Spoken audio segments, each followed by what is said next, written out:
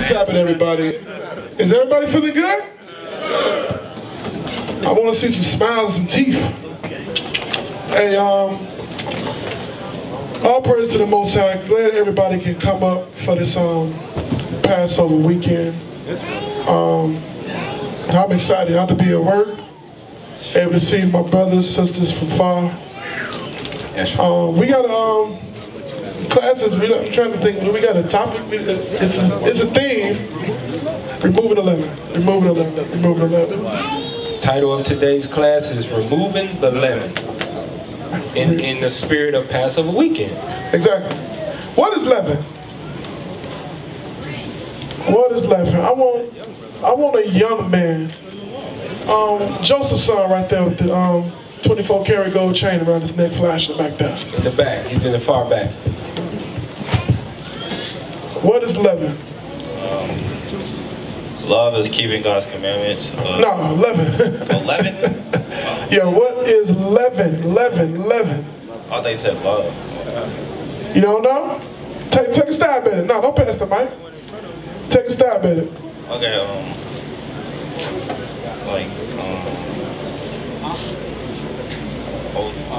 Not sure? Pass it to the young man in front of you. Yeast. That is that's the worldly understanding of that. Who can help me out with the spiritual understanding of it? I want some of them brothers in the back that's putting their head down deep behind a brother. I'm finna stand and put some brothers out here, man. I know all y'all ain't reading that. We ain't even call the scriptures. Let me see.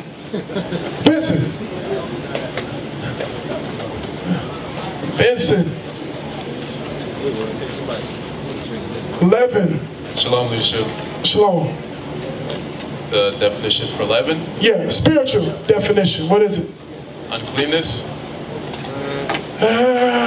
Not true, but that ain't the word we're looking for. My brother next to him. Represents sin. Say it again. It represents sin. Say it again. It represents sin. Write that down inside your Bibles, brothers. Write it down in there. It's Passover. Let's start at Jeremiah 3:15. Jeremiah chapter 3 and verse 15.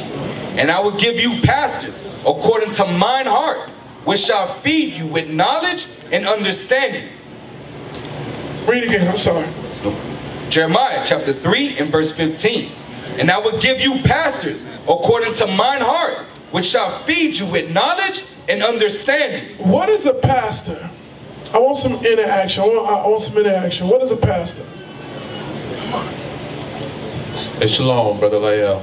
A pastor would be like a leader. A what? A leader. A leader. A leader. A leader. A leader. A leader. That's what the word we're looking for. Leaders. That's what every one of you brothers in here are. You sisters as well. The Most High have woken up leaders in these last days. Y'all understand that? Do y'all see yourself as that yet? Yes, sir. I hope y'all don't think that this is just happenstance. About 7 of them do. I hope you sisters don't really think this is happenstance. They just happen to be married to a brother that woke up. The Most High woke everybody, touched everybody individually in here to be leaders. To who? Who is he waking you up to lead? Just yourself? Your people, our people, the nation. Read the verse again. It's the reason why we're touching on all this. Jeremiah chapter 3 and verse 15. And I will give you pastors according to mine heart. Who gave the leaders? Who woke y'all up? So we are who the Most High is setting up and giving to the people to lead. Y'all understand that? I hope every one of y'all understand that. I hope y'all don't think that leadership is predicated on pens, on tests and promotions, on accolades. The Most High didn't wake nobody up here for accolades. He woke you up to be a leader, to help wake up the people. Do y'all understand that? Yes, sir. Y'all understand that, right? Yes, sir. All right, keep that in mind. Read on. Which shall feed you with knowledge and understanding. So, us leaders, our job is to do what? Accumulate knowledge and understanding. First and foremost for ourselves, of course, because you can't teach nobody if you ain't fixed you first, right? That's called being a hypocrite. I'm telling you to do something I ain't doing. That's something we can't do. But your job as an up-and-coming leader, brother and sisters, is to accumulate knowledge and understanding. What is the knowledge? Just to make sure we all are on the same page. Knowledge. Is it the Steve Harvey book? What's that book you got now? Think like a man, be a woman? What is it? What is it? Act like a woman. Think like a man, act like a woman. Is that the understanding? My brother right here on the end.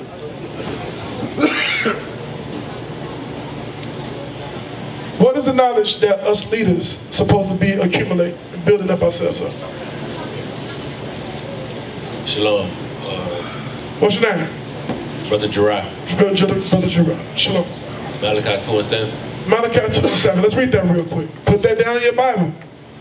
Malachi. For those who do not know how to mark their Bible, certain words like, in instance, knowledge. Wherever knowledge is at, you should put down the scripture Malachi 2:7. So you'll know, just in case you might forget that day. Man, what is the knowledge? The scripture will be there to go to. That's called precepting your Bible. Just in case you didn't know. Little nugget. Read that real quick. Malachi 2:7. Let's see what the knowledge is. Malachi chapter 2 and verse 7. For the priest's lips should keep knowledge, and they should seek the law at his mouth. So the knowledge is God's laws, right? It's a whole lot of them. Us as leaders, we're supposed to learn and learn how to apply what? God's laws, right? So what is the understanding? I think I gave it away already. I said it. The brother next to Elijah. Shalom. What should I say? Psalms 119 verse 104. Tell us what the understanding is. What is the understanding? It says, through thy precepts I get understanding, therefore I have every course way. So precepts is laws. What is the understanding? God's laws. Make it plain to me. That won't help me out. We understand that, but if you told that to a person on the street, he'll still be looking at you like, what in the hell is you talking about? So understanding is when you keep God's laws, you know what to do and what not to do. Close. I like that. I like that. Who can elaborate, not piggyback, elaborate a little bit more on what the brother just said exactly? It's important. Knowledge is dealing with God's laws. Then what is the understanding? My brother right here.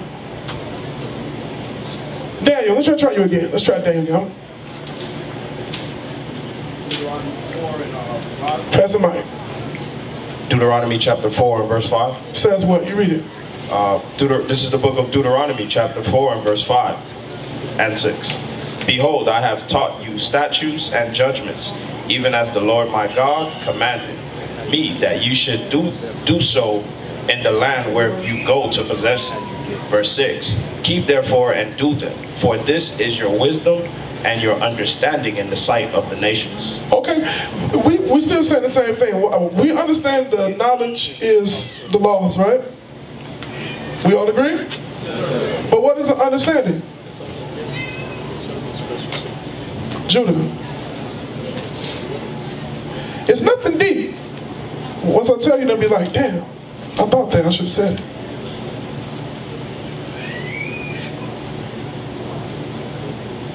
Of how to endure to keep the law, to keep them. It's the application. The understanding is how to apply it. For instance, the Sabbath day. Lord said, remember the Sabbath day, keep it holy. You know all the scriptures that go along with the Sabbath day. Now, what's the understanding? How do I apply all these scriptures, chapters, and verses to my life? Well, look, you got a refrigerator, right? On this day, you can't cook nothing. So get you some turkey meat, get you some fruit. These are different things that you can eat that will help you be keeping that law of not cooking on the Sabbath. You understand what I'm saying? So as leaders, we not only have to accumulate the scriptures, but the understanding is making it plain to the next person what the scriptures is actually saying. Is everybody clear on that? Anybody confused? It's important you understand those two elements. A lot of folks know precepts, but you ask them to give them the understanding, mean, how do I do this, what you're telling me, what I'm reading? That's where the ball gets dropped. I gave you the scriptures, okay, how do I do it? We have to learn how to do that. It comes from first applying ourselves. Is everybody with me? All right, watch this. Stay with me on this. Go to 2 Corinthians. Brothers, chime in when you want to. 2 Corinthians chapter 5, verse 9. 2 Corinthians chapter 5 and verse 9. Wherefore we labor that, whether present or absent, we may be accepted of him. Read it again. 2 Corinthians chapter 5 and verse 9. Wherefore we labor that whether present or absent, we may be accepted of him. So watch this. The Most High woke us all up to be what? The Most High woke everyone here up to be what? Leaders. To be what? Leaders. Leaders. So I'm sitting amongst leaders. You're learning how to be a leader. Our people outside these doors need leaders. All right? So it says that we labor that whether present or absent, that we may be accepted of him. Who approval is we up in there for?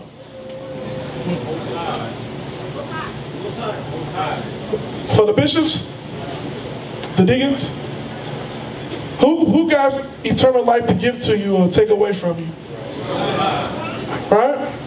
The Christian church said, who got a heaven and hell to put you out of? That's what I'm saying. But everything we're doing is for the acceptance and approval of God, right? I hope so.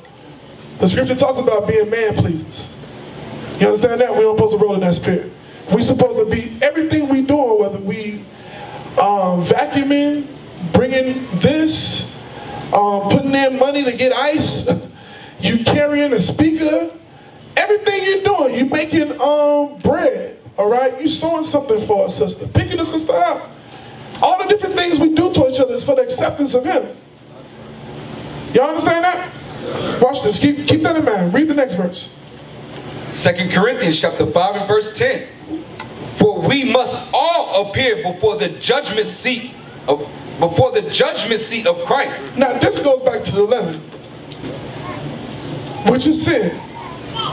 Everybody in here is going to have a given account for your own individual life. You got to give an account for what you said, what you didn't say, what you did, what you refused to do. You don't have to give a report to who? Did we read the bishops here, the officers, soldiers? That's why don't fall into no man pleasing. We exercise the laws with each other. Now we must deal with each other in love and charity and all other scriptures. But we working and fighting for eternal life, and also for when this day comes, that you don't get jammed up. It's going to be a trial. It says, for we all must appear for the judgment seat of Christ to do what? We finna have Q&A with Christ? Read on. That everyone. I like that part because everybody. That's why I said everybody's leaders up in there. That's what you're trained to be. When you have that conversation with Christ, he's going to be talking to the person he woke up to be a leader and question your leadership. Did you exercise it? Did you sit on it? Did you play around with it? Did you take it for granted? He says that everyone may receive what? The things done in his body, according to that he have done, whether it be good or bad. Who can summarize that point for me? Just want to make sure everybody with me. What is this conversation we're going to have with Christ? What is the assessment he's giving us? Brother Abiel, whether it be good or bad, what we did, righteous in the spirit, and wickedness that we did, God helping the body move forth this truth. Too many words. Try again. Make it more plainer in a few words. Keep the commandments and not keep the commandments. One more, brother. Take a stab at it. Abaddon. You Abaddon, right? Yeah. I'm going to get these names, brothers. Shalom. Shalom. That's going to be judgment. What he's going to judge you by, good or bad. Good or bad. To make it plain, your life is going to be examined from beginning to end. Especially from when he woke you up until you died. What did you do? What kind of brother you was? What kind of sister you was? Because he said we're supposed to be a new creature. So you got a clean slate now. It's from this point. Old things passed away. So exactly. What did you do once he woke you up, moving forward? So when that assessment comes, because on a job they call that what they call when they assess you after so many, a review. Yeah, they give you a review. That's what it's called. To see if you don't get a promotion and a couple of nickels and dime raise. Christ is going to give it on you. You don't have a review over your whole life. What kind of brother, what kind of sister you was. Yeah, you was at the Sabbath all the time. You studied a lot. Yeah, you was there for that class. You watched a whole lot of videos too. But why did you act like that? Why you didn't help with that? Why you didn't do this? Why you didn't do that? And who's going to be the one to say, I didn't do it because Officer Gassy, the way he, a couple of weeks back, he said this to me, you know what I'm saying? And he never apologized. So, you know, they wanted me to do that. I'm like, well, I got to do that. Because, you know what I'm saying, Gass should be doing that since he know everything. You think that's going to be the dialogue? It kind of makes sense in your head because you think I'm justified. That's going to be my excuse. And Christ is going to understand that. But do that even sound right? And you know, you can't even use that excuse when we stand before Christ, because he already told you in Isaiah 55, your thoughts ain't my thoughts. So you can't, you're going to be standing on trial before him with nothing to say, like, because you're going to be afraid to say something. So I'm going to bring it out for a second. It says, according to the things that he have done, whether it be good and bad, we read in Revelations that they're going to open the books. We have to put, because we have a good time, we got to understand the gravity of what's going on here. I don't want nobody to fall into the spirit during Passover weekend, or even in this truth, to thinking that it's all about just having fun and drinks and that's it. You have to take your studying serious. You have to take yourself serious individually, because he woke you up to be a leader. At some point, Christ is expecting you to accumulate this information and now give it out to the brothers or sisters, whoever you encounter throughout your life. Called bear fruit. Bear fruit, exactly. Do you understand that? That's not predicated on rank. Do you understand that? That's not predicated on whether you're married to an officer or soldier, whether you're, what's some other ones folks put it up under? Well, I can't really put it in no word. I ain't in leadership. Yeah, I ain't in leadership. That's the one we hear. Thank you, Brother Minister. I'm not in leadership.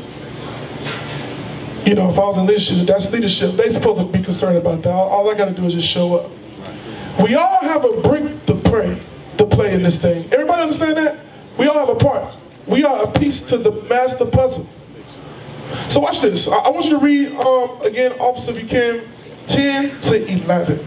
We're still in 2 Corinthians. Yes, sir. 2 Corinthians chapter 5 and verse 10. For we must all appear before the judgment seat of Christ, that every one may receive the things done in his body, according to that he have done, whether it be good or bad. So, remember, everything written aforetime was written for our learning, right? Our forefathers and mothers understood that I gotta watch how I'm moving now. Because I have to give an answer for what I say, do, think, so forth and so on. Read the next verse. Knowing therefore. So understanding this, understanding that I have to give an answer for everything I say and do. Read. Knowing therefore the terror. That's terror. They know that God don't play, Christ don't play. So I better not be playing games. Read. Of the Lord we persuade men. What? We persuade men. If I understand the gravity of knowing that I'm Israel, knowing that I must keep these commandments in the faith of Christ, if I understand the gravity of that, now when I bring this thing out, the person I'm talking to don't know that this ain't a game.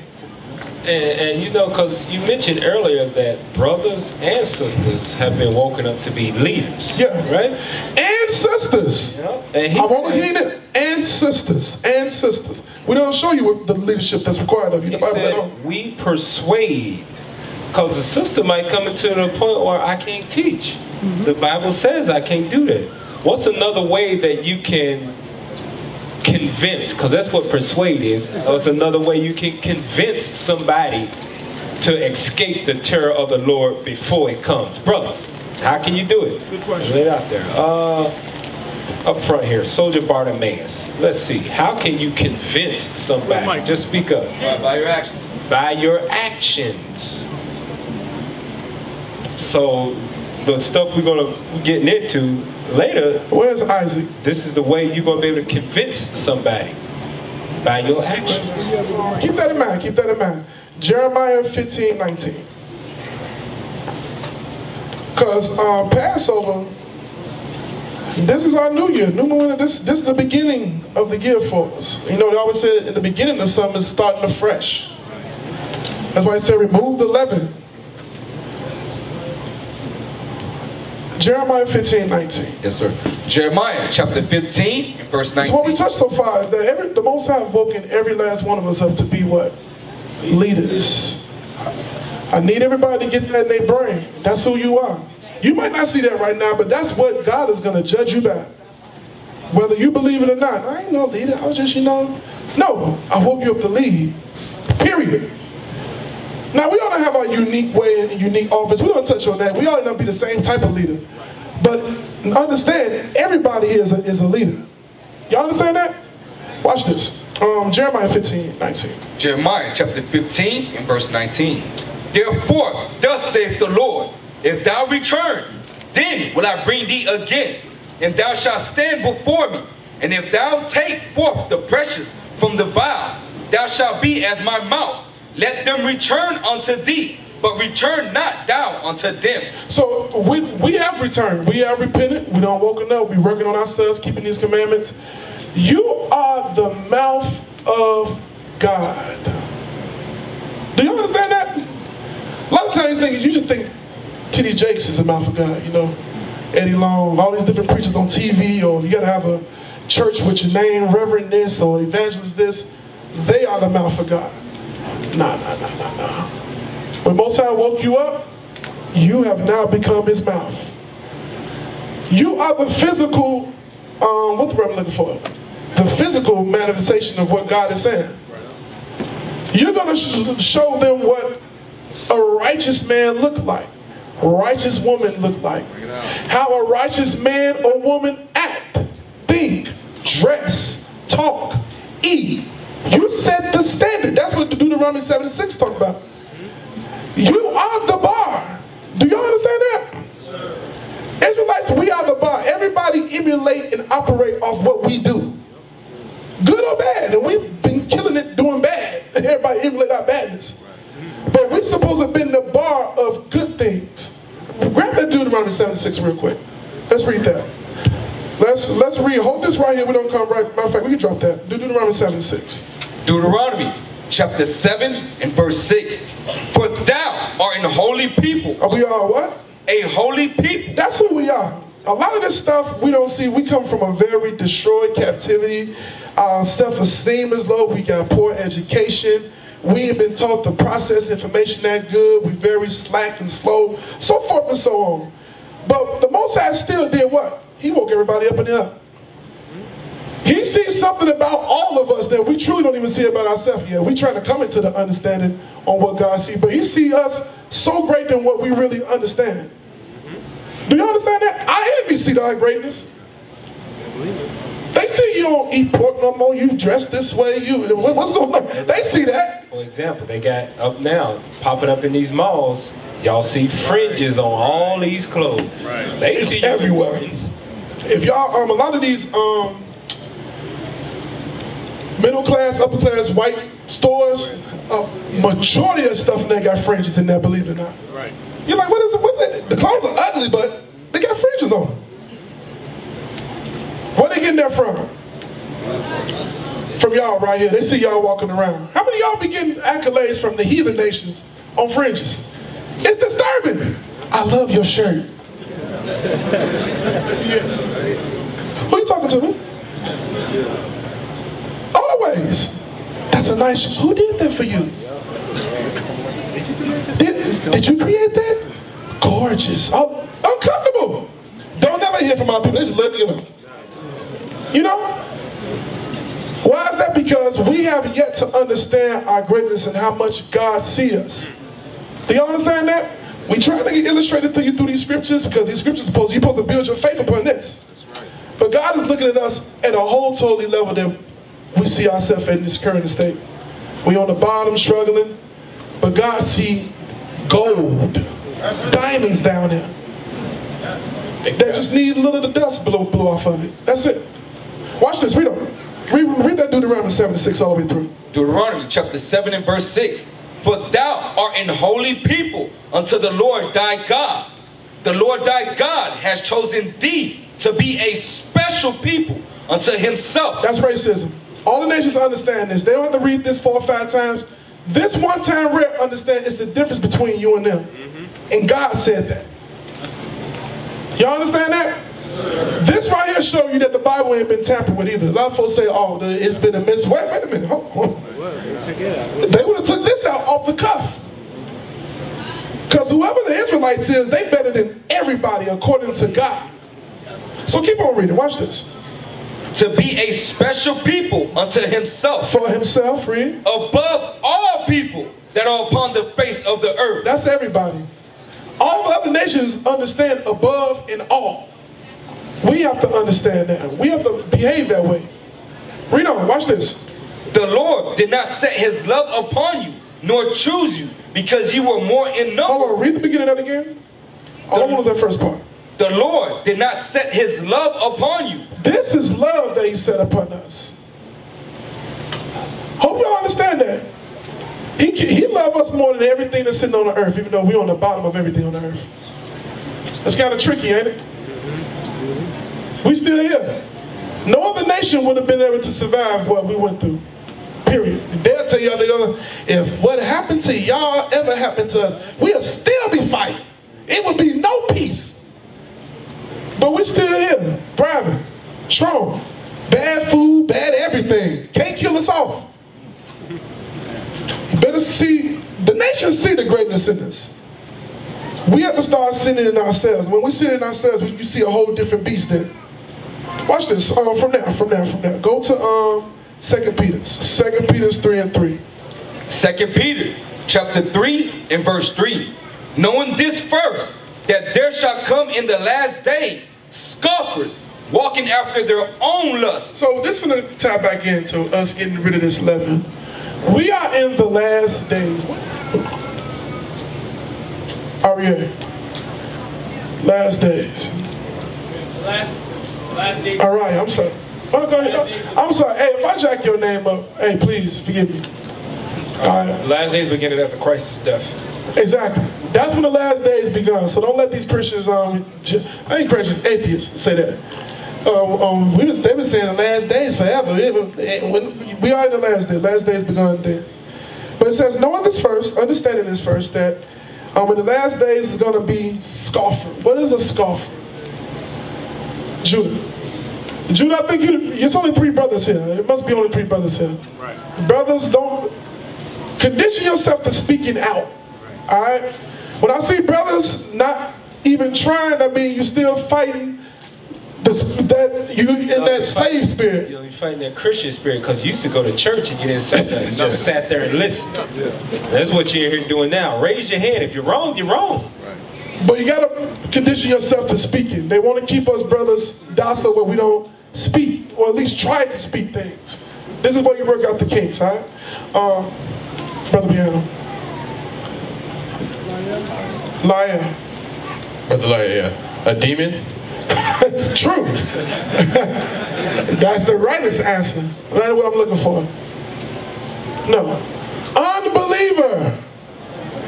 Unbeliever. Scoffer is an unbeliever. Write it down. That sums up all of the ones you're talking about, all right? Unbeliever. So read the verse again. There's the reason why we're touching on that. 2 Peter chapter 3 and verse 3.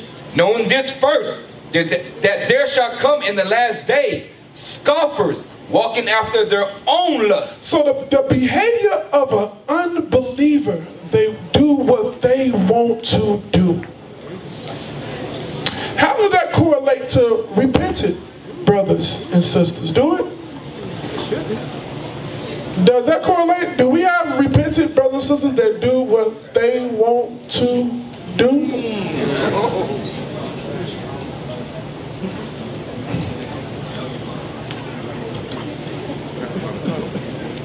Soldier Bartimaeus. Yes, it's the brothers that still murmur, the ones that still don't change their ways. All right, somebody's in the class with us. So, if the characteristics or behavior of an unbeliever is doing their own thing, doing your own thing would be the murmuring, would be the slickness, would be the disrespect, it would be the complaining, it would be the, what's some other words dealing with the brothers? Catching them without fringes. Yeah, bring it up. Yeah. Bring it up. Catching them without fringes. Yeah. Catching them without fringes. You doing your own thing. Unbelievable. Hey, that's the most embarrassing. Y'all won't believe how many folks I done caught without fringes. It's like they was naked. You know, a person trying to cover them, they like, I can't run, you right here. Conversation be short. I gotta get back to work. Hey, Captain. So basically what you Basically what you're saying is scoffers in here. Yeah. It's scoffers right up in here. Right. All praises, man. All praises. It's dealing with the leaven, because leaven is sin, right? Most High tell us every year to remove the leaven for Passover. Why is he saying that to folks that repent it? We don't supposed to have no leaven. We supposed to know God's laws. Why is he saying we got to remove leaven, sin from us? And we repent it, because what? Why is that? Hope I ain't going too fast or too deep. Hey, Cap. You know, one of the things that we struggle with is we think because we are wearing fringes and we observing the Sabbath, you know, that okay, so we righteous, we in good standing with the Most High. I just got a couple of scriptures. I want you to grab first Matthew chapter 5 verse 48. Matthew chapter 5 verse 48, because I want to show a couple of examples of how, even though we keep the commandments, are we keeping the commandments with a perfect heart? Because we talking about getting rid of the leaven, right? Okay. That's what the class is about. Matthew chapter 5 and verse 48. Be ye therefore perfect, even as your Father which is in heaven is perfect. So we're supposed to serve the Most High with a perfect heart. Okay, so a lot of us will be up in here and we wearing the fringes. We stop eating the unclean food. We observing the Sabbath. But as we brought out earlier, you know, we still murmur and complain, gossip, backbite, carry grudges. So let me give a couple examples about having a perfect heart. Get on 2 Chronicles chapter 25, verse 1 and 2. 2 Chronicles chapter 25 and verse 22. And Judah was put to the worst before Israel. 2 Chronicles chapter 25 verse 1. Oh, 25 verse 1. 2 Chronicles chapter 25 and verse 1. Amaziah was 25 years old when he began to reign. And he reigned 29 years in Jerusalem. And his mother's name was Jehoadana of Jerusalem.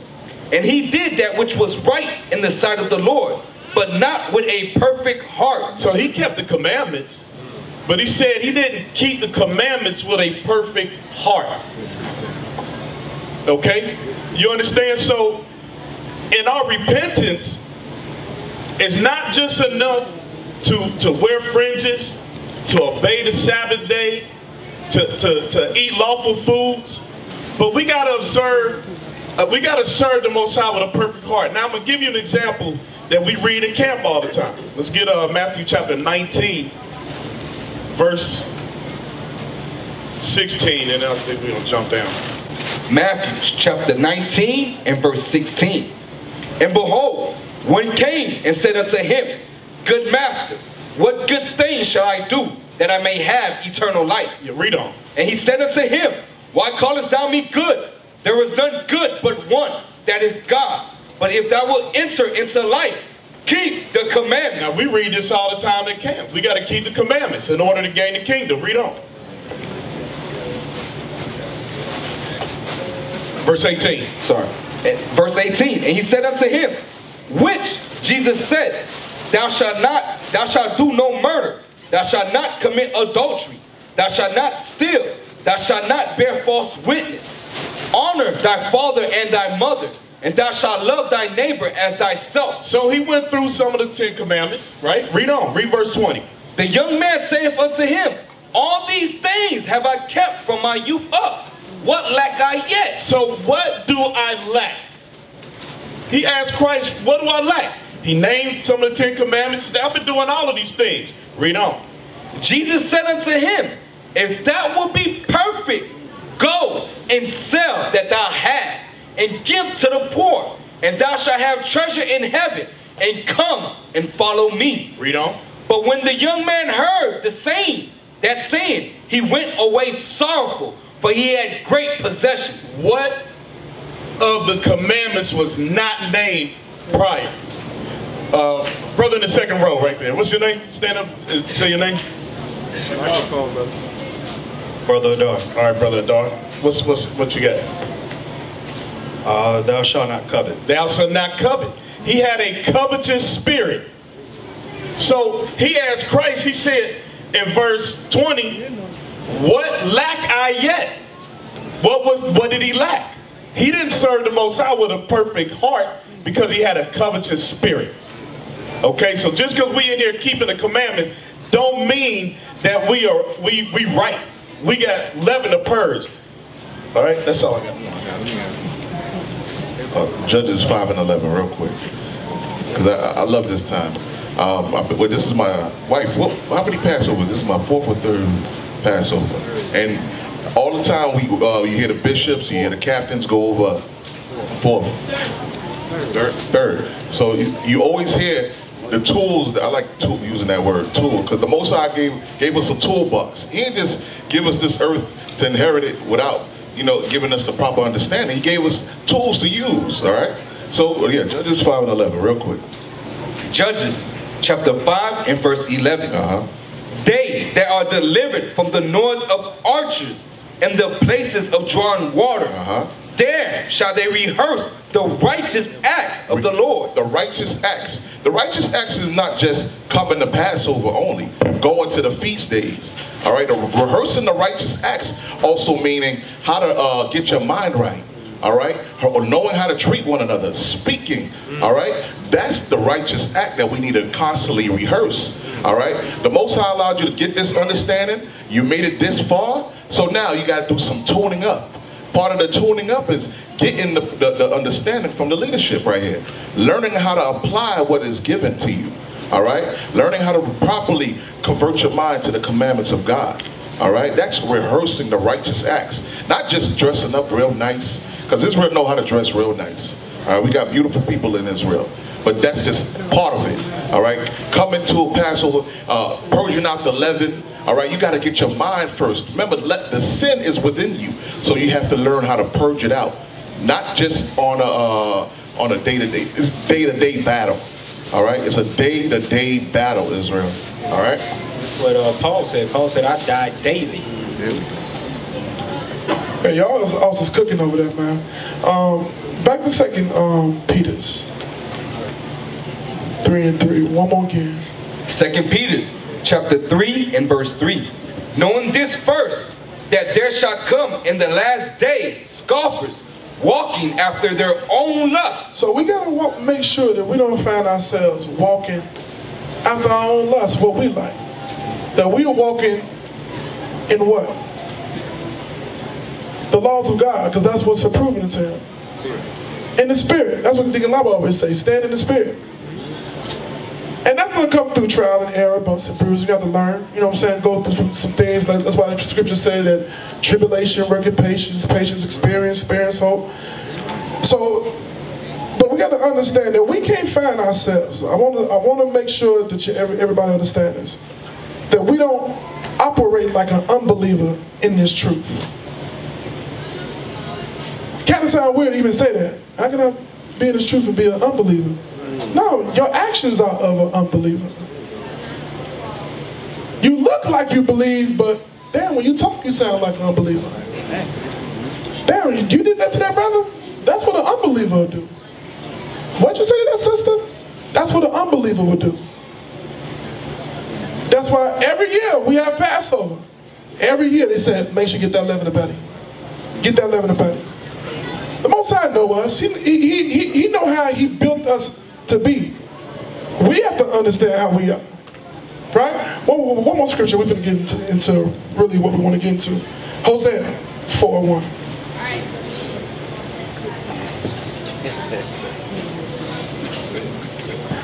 Hosea 4. Hosea chapter 4 and verse 1.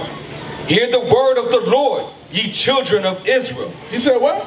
Hear the word of the Lord, ye children of Israel. So let me just throw this in there. As a repentant brother and sisters, you better fall in love with the Bible. This can't be something that, I really don't want to read. I start reading and I get sleepy. That's how it was with me at first. I had to make myself read. All these little different, when I start reading, man, I get a headache. I heard folks say that. You better fall in love with this word. Now, let me explain this to y'all too. Now, because you just gave an example. You said hear. You hear with your ears, but you said read. Well, that's oxymoron. Right. Well, because some people will depend on videos. Online class instead of actually reading. But when you actually read the Bible, guess what's happening? This is God speaking to you. You're hearing him talk. So I hope you understand what it says, hear the word of the Lord. He's speaking to you in this. You got to read. Can't depend on just videos. You only get the Most High is only going to give you a little bit of understanding with that. He wants you to hear him talk. And then he'll continue to build that wisdom where you can purge out spirits that are in you. Because you hear his words. Go ahead, Captain. It says, hear the word of the Lord, ye children of Israel. So he's talking to us specifically, right? That's who we are. The children of Israel. Read on. For the Lord have a controversy with the... What is a controversy? Who knows what it is? Shalom, leadership. State your name, brother. Brother Yahaziel. Say it again. Yahaziel. Yahaziel. Yes. Yahaziel. Controversy on... That's pretty much when, like how getting into scoffing, people, the unbeliever, he's going to get into controversy to try to debate you as far as... No. What does the word, by definition, controversy mean? It says the Lord has a controversy with the inhabitant. He has a controversy with... He has an issue with you. Like that. Pull up Merriam-Webster real. I want to get some synonyms to that. It's the reason why I want to paint the picture. That's what Bishop always said. Make sure you paint the picture. I want everybody to see exactly what we are saying. Controversy real quick. While we pulling that up, pull that up real quick again. Read that scripture again. Yes, sir. Hosea chapter 4 and verse 1. Hear the word of the Lord, ye children of Israel. For the Lord have a controversy with the inhabitants of the land. The Lord has a controversy. It says a discussion marked especially by the expression of opposing views. Opposing views. So what it's saying is that the controversy is that you have a different thought process than what God is talking about. Right. He's saying that he wants this, you saying I want that. So read the verse again. Hosea chapter 4 and verse 1. Hear the word of the Lord, ye children of Israel. For the Lord have a controversy with the inhabitants of the land. All right, what is the opposing view that God got with us, the children of Israel? Read. Because there is no truth. Hold on, what? Because there is no truth. Read again. Because there is no truth. What is the truth? How are you, wait a minute, he's talking to us. The children of Israel know about the laws. How's God saying we ain't got no laws? That sounds weird. Why is that? Because his people are acting like people that do not know the laws. Go ahead. I've been hearing the same word. Just come on with the same note. Go to 1 Samuel 2 and 3. 1 Samuel 2 and 3. This is what our people do. 1 Samuel chapter 2 and verse 3. Talk no more so exceedingly proud. Our people are very proud. Keep reading. Let not arrogance come out of your mouth. I'm talking about repentant Israelites. They quick to say, Judah, lead. They quick to say, my tribe, how much I know, how many scriptures I know. And what did we keep saying? God is weighing us on what we do. He said we didn't have no laws. Why? Because if you ain't doing them, you don't got them. Keep reading. For the Lord is a God of knowledge, and by him actions are weighed. We know what knowledge is. The Lord is a God of commandments, and by him keeping those commandments, that's how you're going to be weighed. Your actions, plain and simple. The brother that was just taking the test, I told them, brothers, you're not taking this test because what you know. They're giving you this test because you're doing something. Your actions are showing that you deserve to take this test. We got brothers, Pastor one time, the brother that used to be with us, he always said how much scripture that he knew. This brother, been with us for all these years, this brother's out in the world with a chin strap beard, shaved off. Another brother, Officer Carl, know this brother that was with us. Know all these commandments. Was in the truth maybe before Officer Carl. This brother was found dead. Wrist slit, rope around his neck. And you look at where Captain Judah is, where Zakar is, where Uriah, all the brothers at. Brothers that's keeping the commandments, know who they are. And another brother, know who he is, not keeping the commandments, and look where they at. One is dead, and the rest are alive. Why? Because they keeping the action of being weighed by what we are doing. Excellent. It says in Hosea 4:1 again, hear the word of the Lord, ye children of Israel, for the Lord have a controversy. He has a problem with the inhabitants of the land. We are the inhabitants. He have a problem with us. Why? Because there is no truth. There's no laws in us. We're not acting like commandment keepers. No mercy. No mercy. We'll forgive anybody that's not Israelites, so-called blacks, Hispanics, Native Indians. We'll forgive them like this, but let me do something to you. You'll say, you forgive me, but God, if I do something again, you'll throw it right up in a heartbeat. See, what I remember when you did, damn, I forgot all about it. You remember? Yeah, I remember. I thought you forgave me. That's what we do. We have no mercy. Now remember, once again, who he's talking to. He ain't talking to unbelievers. He's talking to the children of Israel, supposed to know all these things. That's keeping Sabbaths, that's keeping new moons, that's keeping Passovers. God got a problem with us. Because in our actions at times, we operate like unbelievers. And he don't like that. Does everybody follow me? Watch this. It says, there's no truth, no mercy, read. Nor knowledge of God in the land. Watch this. How you know that? Read. By swearing. By what? By swearing. By what? By swearing. What is that swearing? Pull it up, please, real quick. Because you're like, wait a minute, swearing, what? What do you say about swearing? That's a cuss word, right? So everybody's out there cussing? Pull up swearing. How was God able to sit there and say, ain't no truth, ain't no mercy, ain't no knowledge amongst all y'all in the land? Oh, there we go, here we go, here we go, there we go. That's the one. Blow that thing up, man, I got bad vision. There we go. It says, swear. Make a solemn statement or promise undertaking to do something. Make a solemn statement or promise undertaking to do something. Hold on. What was the promise or the oath we took to do? Keep the law. Where is that agreement found in the Bible? Exodus 19, start at verse 1. Let's read through that real quick. Exodus chapter. So where are we going right here? We're going to show you the oath, the promise, the agreement that we made with the Most High God. Is everybody paying attention now? Yes, sir. So watch this, read that. Exodus chapter 19 and verse 1. In the 3rd month, when the children of Israel were gone forth out of the land of Egypt, the same day came they into the wilderness of Sinai. For they were departed from Rephidim, and were come to the desert of Sinai, and had pitched in the wilderness, and there Israel camped before the mount. And Moses went up unto God, and the Lord called unto him out of the mountain, saying, Thus shalt thou say to the house of Jacob, and tell the children of Israel, Ye have seen what I did unto the Egyptians, and how I bare you on eagle's wings, and brought you unto myself. Now therefore, if you will obey my voice indeed, and keep my covenant, Then ye shall be a peculiar treasure unto me above all people, for all the earth is mine. Read on. And ye shall be unto me a kingdom of priests and a holy nation.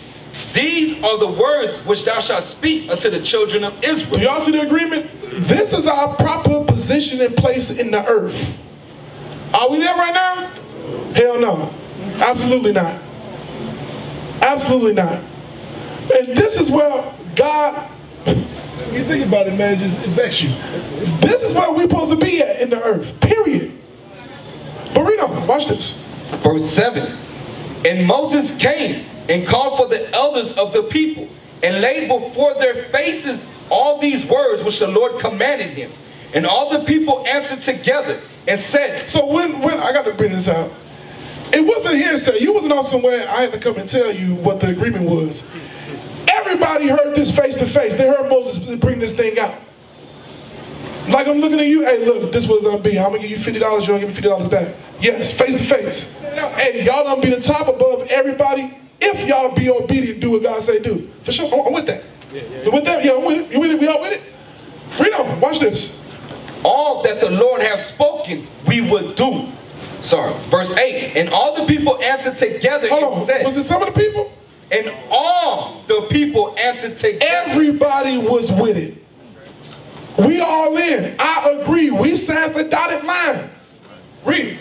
And said, all that the Lord hath spoken, we will do. Read that again. All that the Lord hath spoken, we will do. And Moses returned the words of the people unto the Lord. Hey, word is bond with God. Right.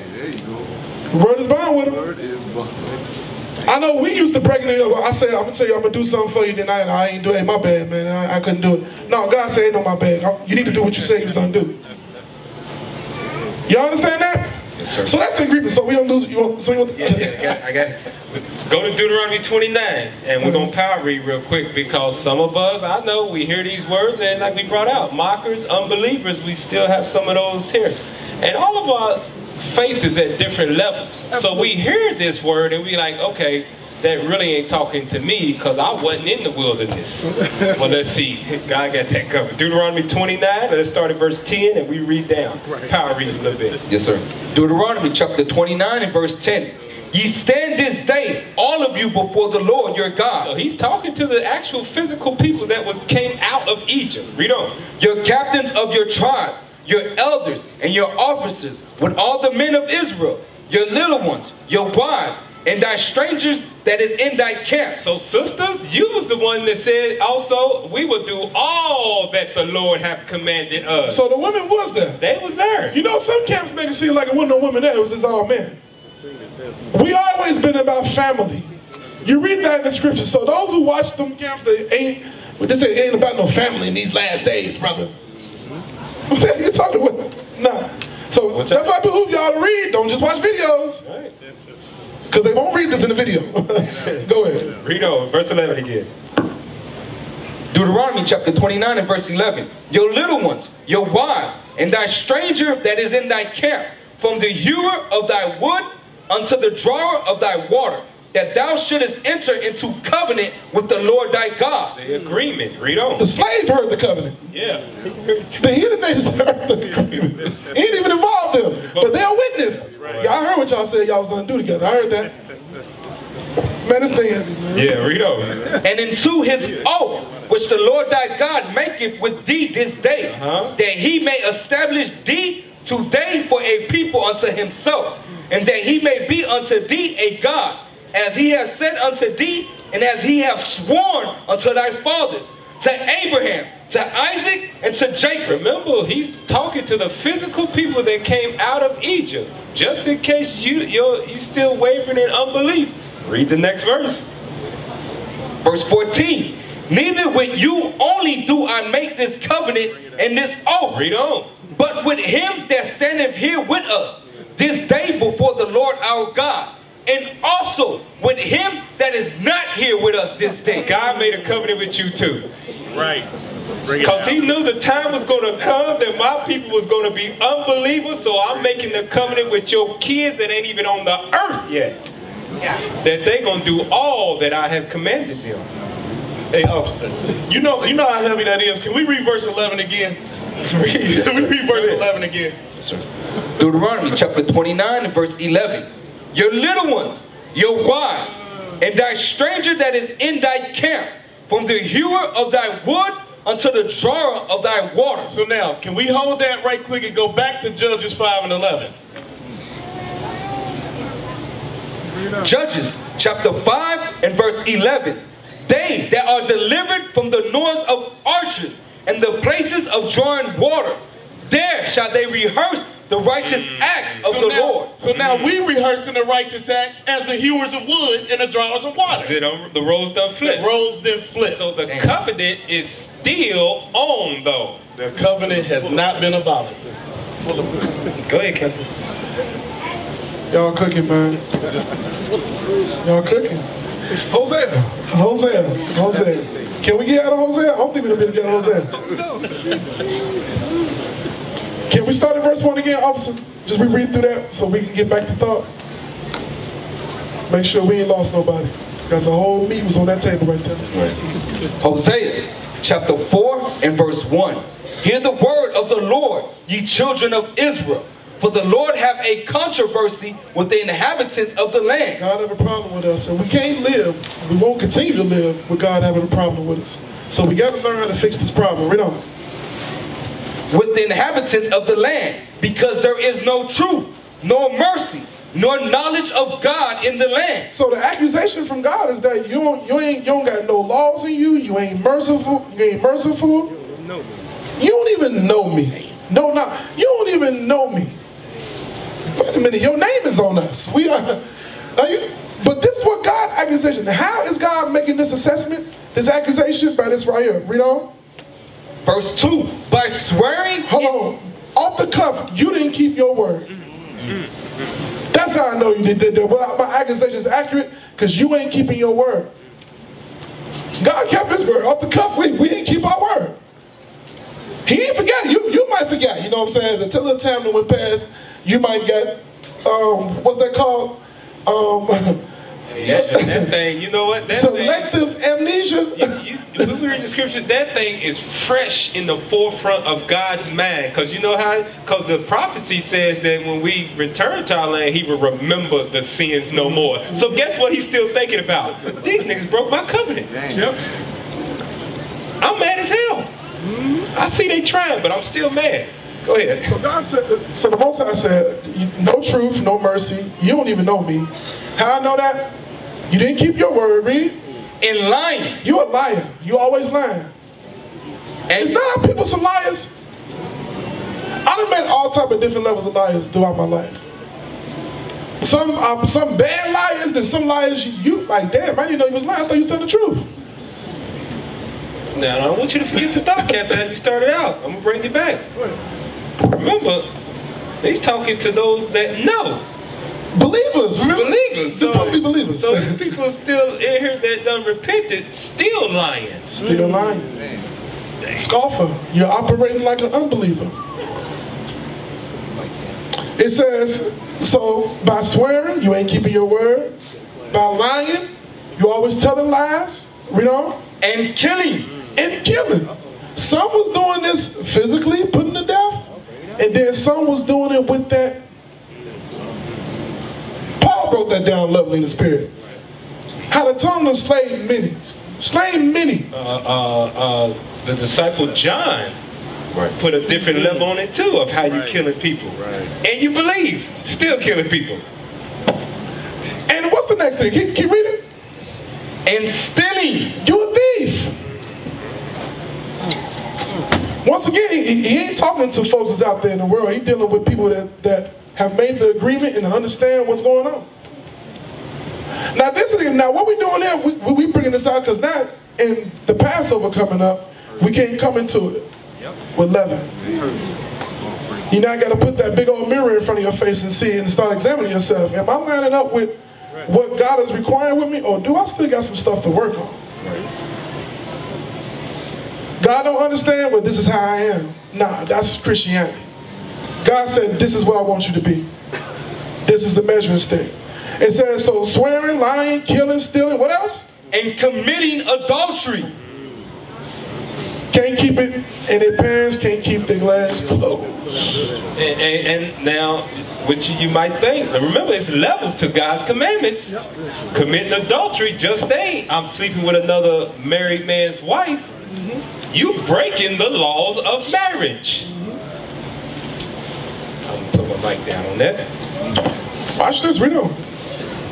They break out, and blood touches blood. Therefore, hold on. Is you telling me that it's repentant brothers that want to kill another repentant brother? Not in Israel. We hear it all the time on YouTube.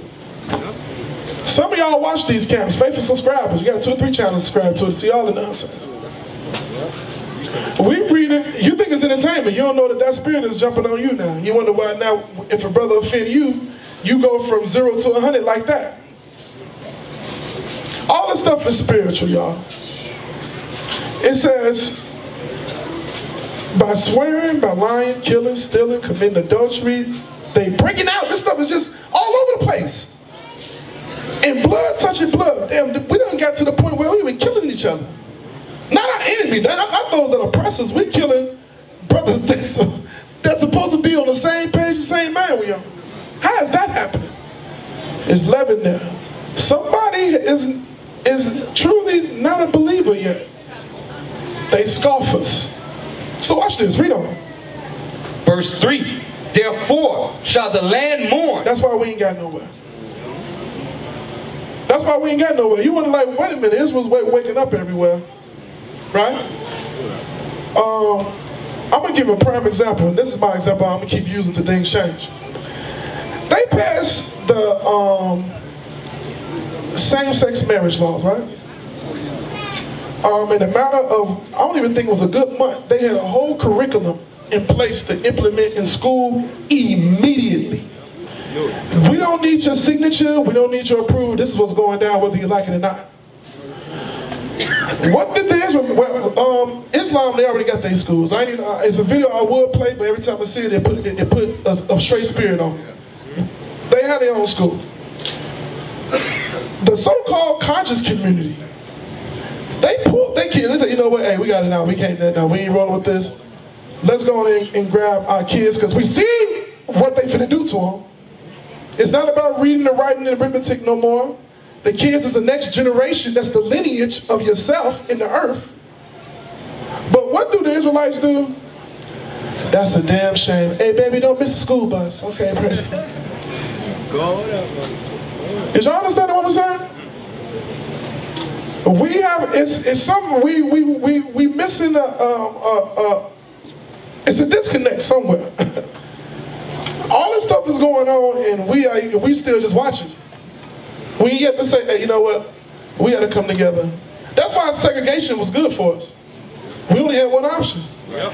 Right. When you give us oppressive people options, we tend to work against ourselves. When all we have is ourselves, we get a lot done. We done did it. That's what happened. It's like, yo, Black Wall Street, all this other stuff happened. Because all we had was each other. We had to do it, didn't we? No other choice. We was talking about earlier, Captain, that, you know, you getting oppressed. I'm getting oppressed right along with you. But in my actions, I'm lying on you, I'm killing you, I'm stealing from you, I'm committing adultery on you, blood's touching blood. If we all getting oppressed together, why are we working together to get up out the oppression? The last people that we shall be inflicting harm on is each other. Say it again.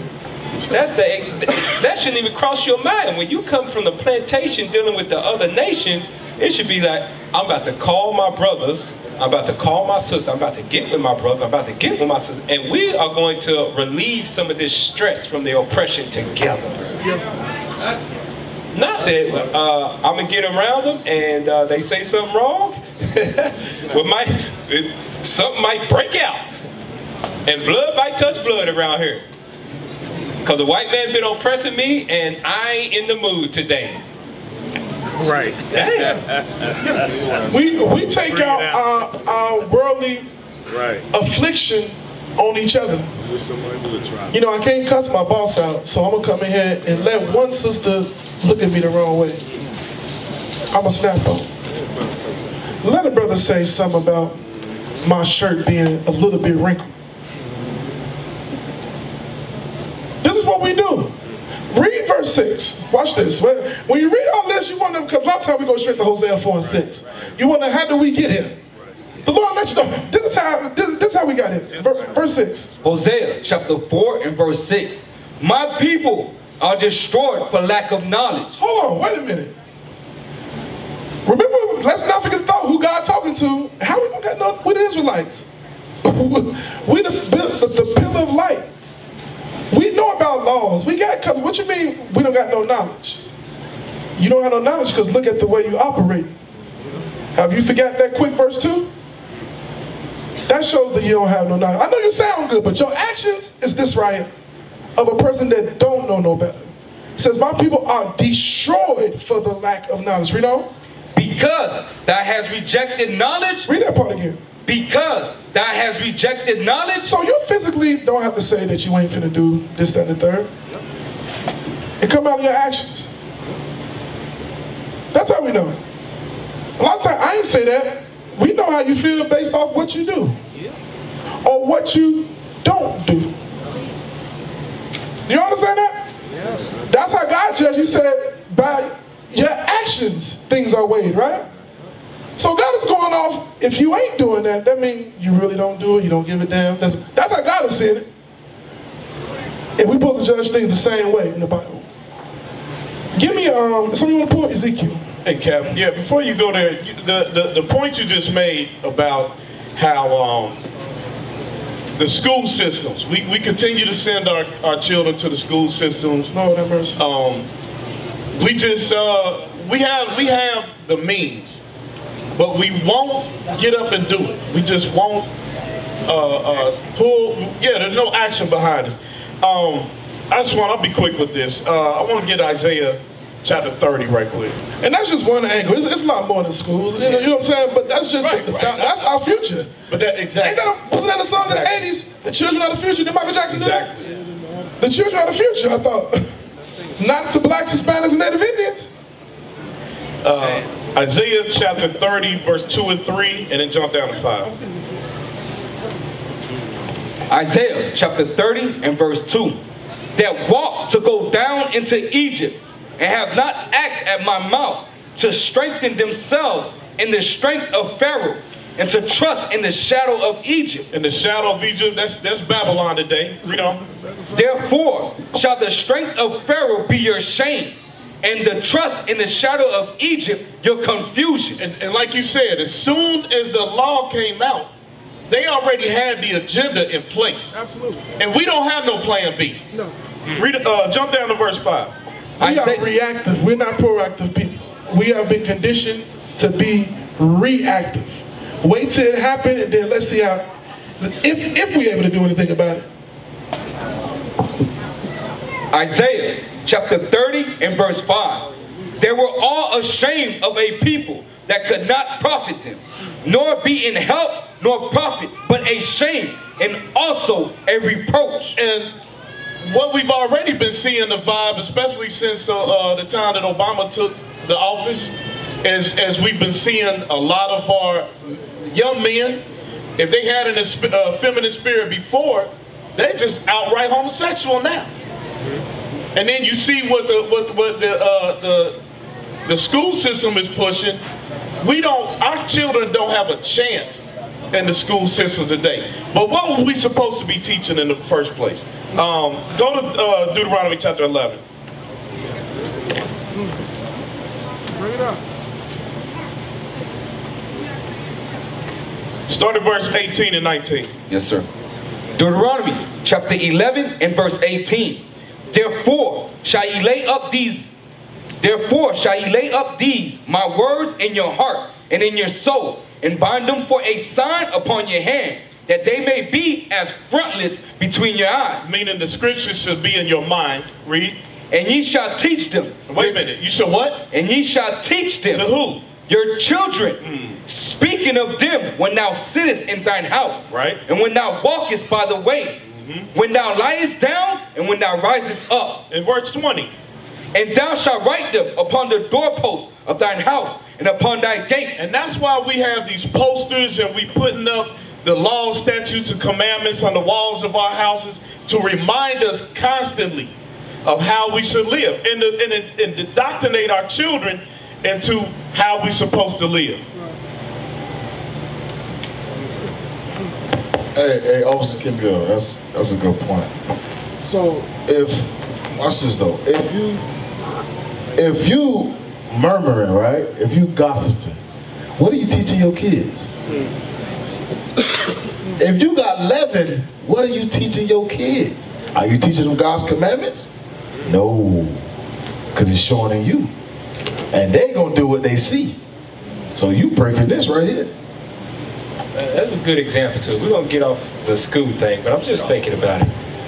How many people in here got kids by showing hands? Raise your hands. Put your hands up. You got kids. Okay. We see you got kids. A lot of sisters got kids. A lot of these brothers got kids. Okay. How many of y'all in here love y'all kids by show of hands? Show of hands. All right. So y'all love y'all kids. So the thought just came to me: if you love your kids as much as you say you do, well, then your actions would match up with them to get them out of those schools as fast as you can. So in a school that Israel has set up, you can begin to teach them the commandments, indoctrinate them all the time. So when they get grown, they'll just follow right in the footsteps that you did. But we say we love our kids, and then we send them to the oppressor for 6, 8, 10 hours, and then we hope they choose the truth when they get older. But if your actions, when they was wee bitties back here in the kids' corner, would have matched what you said, they would have had a school so they could start to grow up in that thing. Just like, you know what? This is the thing, huh? It baffles me. Islam ain't got the truth no which way, form, or fashion. Farrakhan, I gotta show the video. You know I got to. Farrakhan, they don't know why we upset. They don't know why we upset. See if they can find it. See if they can find it. Put up that video real quick. Farrakhan preach out the Bible. Muhammad University, Chicago. There we go. He preach out the Bible. Oh my goodness. And they got a school because they believe in that thing. So they said our actions got to match up with it and get them out. We say we believe and love our kids, but we don't put forth no action to make that thing come to pass. And guess what? On top of that, Muhammad University, Chicago. Pull it up on the screen. I'll tell you which video it is. And also, one thing. You know what Esau calls that? An action? They call that a business plan. Mm-hmm. They have a business plan for everything. Any venture that they might go into, they have a plan behind it. They have detailed explanation on what their goal is, all right, and what they Muhammad University, Chicago. So I just wanted to now remember, the Most High's writing down everything in the book. It's the second video. So we raised our hand that we loved our kids. So from this moment on, remember that your actions should start lining up with somebody out here got to come up with an idea so we can get some of these sisters off their job where they can teach my kids these commandments throughout the day, and they can raise them in the law, statutes, and commandments of God. Somebody, I got. You ever worry about your daughter being in the bathroom with some boys? Or some boys with some boys? You ever worry about all the... I'm going to give you an example. Tom got 2 dads. Brothers who be going to a lot of these events where we be teaching. I know we was at... I was at Michael Bivens, remember? You was there too, I believe, at the Bud Billiken Parade. All we saw was a plethora of young little girls dressed up in the most skimpiest things. They had blonde wigs on. Doing every abominable dance. They barely can walk good, but can twerk. Can gyrate. Probably can't even spell their name. But they are able to come together and form dance crews and be in front of grown men marching down the street, watching your daughter shake her body all over the place. We can come together for that. You'll pick your child up, drop her off, let her learn all these ungodly dance moves. That's and wonder how she come home a certain way. Watch this real quick. Y'all wonder why we so adamant on this? Because I seen this video years ago. Years and years ago. And this is in Chicago. Y'all know Farrakhan and that foolishness he got going on. But in that big lie, that dumb lie, they was able to come together where The things we have to deal with ain't even a conversation amongst them. They ain't worried about no homosexual curriculum. Yeah, Tom got they kids ain't there. They ain't worried about it. That has no effect to them. But we the ones deal with, how come my child come back angry? How come, what's all these attitudes? What's all this? Well, your child's around unbelievers 6-8 hours. They only here for what? A couple of hours? We see y'all once a week. Couple of hours. You think that reverses the characteristics and effects of the Spirit? Nah, it don't. Some of y'all don't, I would hope y'all would. Y'all ain't going over scriptures with your child on an everyday basis.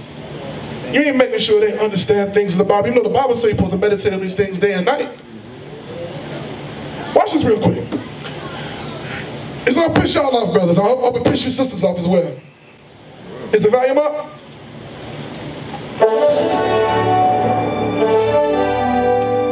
Pause it for a second. And brothers, we are not pushing on Islam. Nobody gets it simple in there. Don't let this put a spirit, you know what? I need to take my child over there to Muhammad University. No, absolutely not.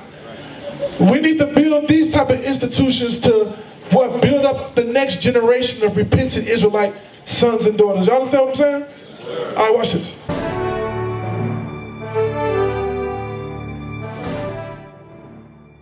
Celebrating 70 years of quality education.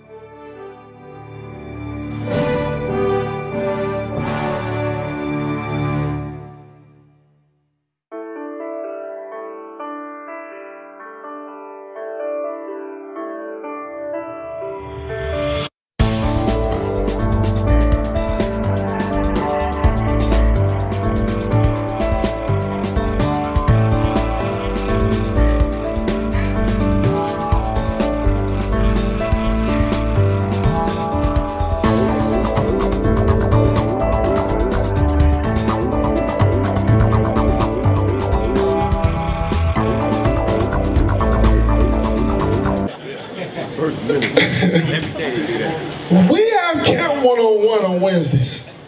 How many of y'all children out there, you put it on TV for them and turn off the Disney and the Nickelodeon. How many of them turn them in to watch brothers do this? They ain't going to camp. But they doing this military drills every day in school. Discipline. What is it doing? Discipline. Watch this. Play.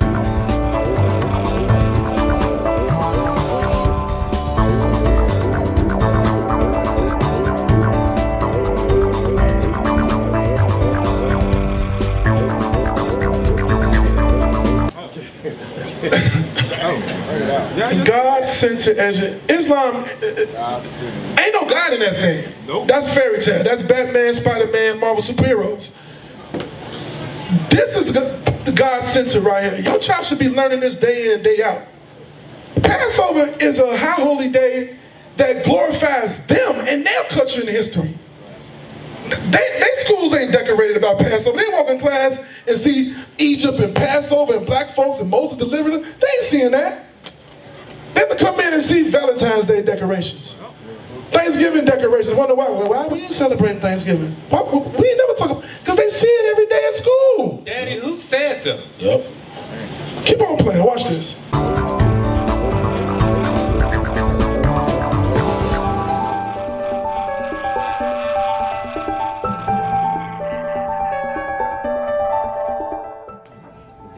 I feel that one of the great benefits of Muhammad University and the greatest separation and the greatest benefit that Muhammad University offers as a parent and to our children is that they are taught the knowledge of God here. And given that key and root knowledge, which is key to unlocking and really mastering all of the other disciplines that we have. So without that knowledge, sure, we could teach them science, we could teach them mathematics, languages, history, but without them having that key and root knowledge which allows them to link and understand the value of all of those other subjects, it would really be void and empty. So I think the immeasurable and really priceless aspect of what is being offered here is that teaching that was brought to us by Master Farad Muhammad through the Honorable the Most Honorable Elijah Muhammad and the Honorable Minister Louis Farrakhan. That is something that no matter how many computers or laboratories a school might have, without that you really don't have the real value of what we're learning. And that's something that we must provide for our children. And Muhammad University is the only school.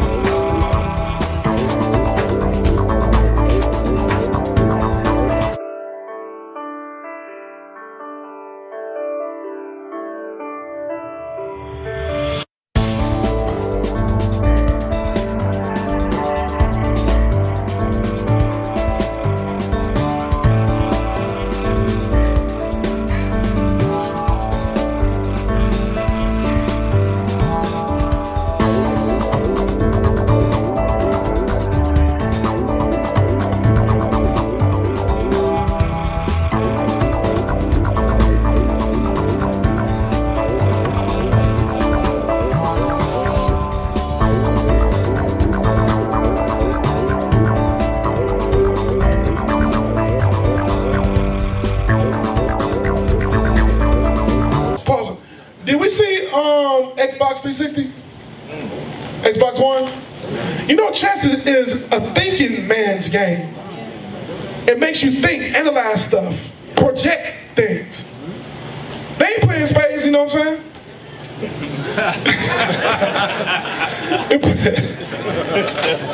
Oh, praise. Play thing.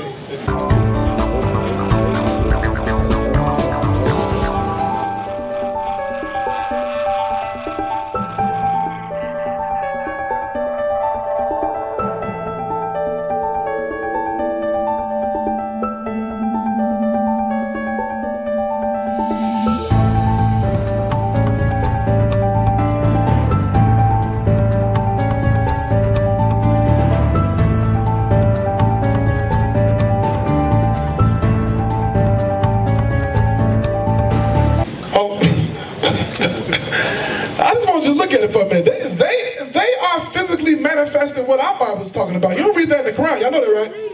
What they doing ain't nowhere in the Quran. That's in our Bible. That's why Farrakhan pull the Bible all the time. Because that's where he extract all this from, and they manifest it. What is we doing? We really have to take a long look in the mirror. What are we building? What are we doing? Is this just a weekend hobby fling for me? Or that's commitment. That same mind. That another word for commitment. That is belief. Hold on. Hey. You said that too fast. I said it too fast. That is believing. And they believe a lie. They aren't concerned about, well, you know, retirement, 401k. They know, in my years where I'm living, I have to install something in the next generation to do things.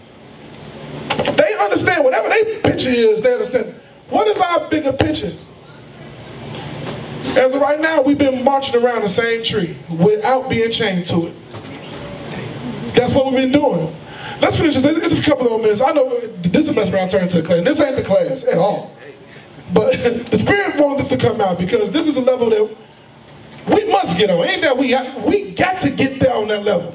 And we don't have to have a school like that. That didn't start like that. That didn't start like that. They started with a handful in houses. We got this. Cap, back to the same thought process. It start with a business plan. Start with a plan. Networking. Those same spirits that's upon them come together. Some of y'all might be thinking like, we can't do nothing till we got a university. No, we got a school and we can get some computers, we can get some desks, we can all pitch in $5 a week or something and pay a teacher to come in here and teach our kids these commandments throughout the day. We can teach them how to sew, we can teach them military drills.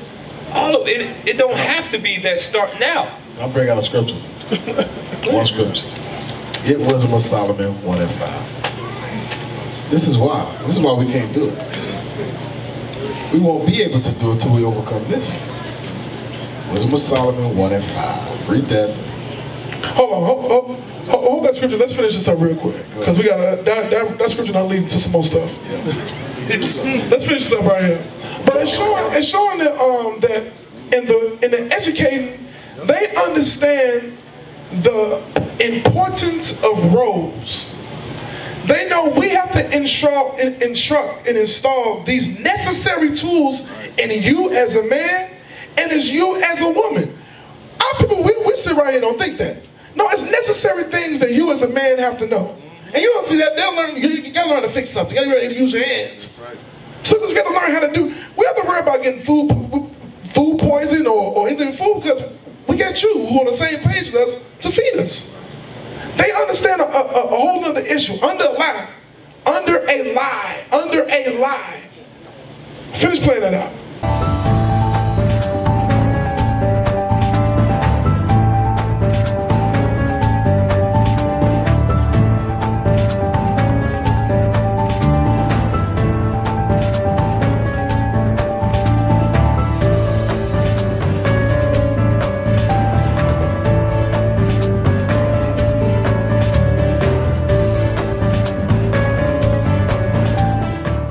Do they got a football team? Basketball team? No, we don't teach you how to defend yourself. We care less about how fast you can run. If you come up where you have to defend yourself, you're well equipped. Different mind state. They ain't building no damn athletes. Physically strong, mentally weak. Keep playing this. And not just the man. Sister, you gotta be able, just in case I can't be next to you, you're able to defend yourself. Play. We give them a perspective by being an example. And that's one of the things that I like about Muhammad University this year and previous years. The teachers are not just about talking, they're about doing, and the students can learn better from good examples. Let me bring this up. Go ahead and bring that switch out. Cut the video, please take it off the screen. Wisdom of Solomon 1:5. The Wisdom of Solomon, chapter 1 and verse 5. Come on. For the Holy Spirit of discipline. It takes discipline. Yep. As adults. As adults, as brothers and sisters who believe, it takes discipline to come together and do that type of stuff. It takes discipline. Read on. For the Holy Spirit of discipline will flee deceit. It's going to flee brothers and sisters that's in here faking. Ain't no discipline. Read on. And remove from thoughts that are without understanding. Watch this. Read. And would not abide when unrighteousness cometh in. Remember what the title of the class was? What is unrighteousness? What's another word for sin? Leaven. Read it again. Wisdom of Solomon, chapter 1 and verse 5. For the Holy Spirit of discipline will flee deceit. Read on. And remove from thoughts that are without understanding. The spirit of discipline go remove from somebody's mind that ain't about keeping God's laws. That ain't about stop murmuring. That ain't about purging not the old man. Killing that old man. Who ain't about that. The most I say, discipline not gonna reign in you. Read on. And would not abide when unrighteousness cometh in. When you got leaven, the most I say, wisdom and discipline is not in you. Right. To get you to that. To get you to that. Right. To get us to that. With leaven, we will never get to that. Never. Great point. Great point. So you touched on a law, right? Let's get that law. Go to Proverbs 22 and 6. Let's get the law. It comes down to, are we going to purge the leaven out? Or just let it sit there? Are we going to get rid of the sin? Or stay in sin? Proverbs 22 and verse 6 on this subject of the children. On everybody that raised their hand about how they love their children. How you keep the commandments with your children is what you're saying when I love my child. Proverbs chapter 22 and verse 6. Train up a child in the way he should go, and when he is old, he will not depart from it. It says, train up the child in the way that he should go. Does that mean put him into school for 8-10 hours a day and teach him this when he wakes up and when he goes to bed? If you're not actively trying to think of ways to get your children out of their system, you're staying in sin. We were in the same, when Christ and them was on the earth, they were in captivity, weren't they?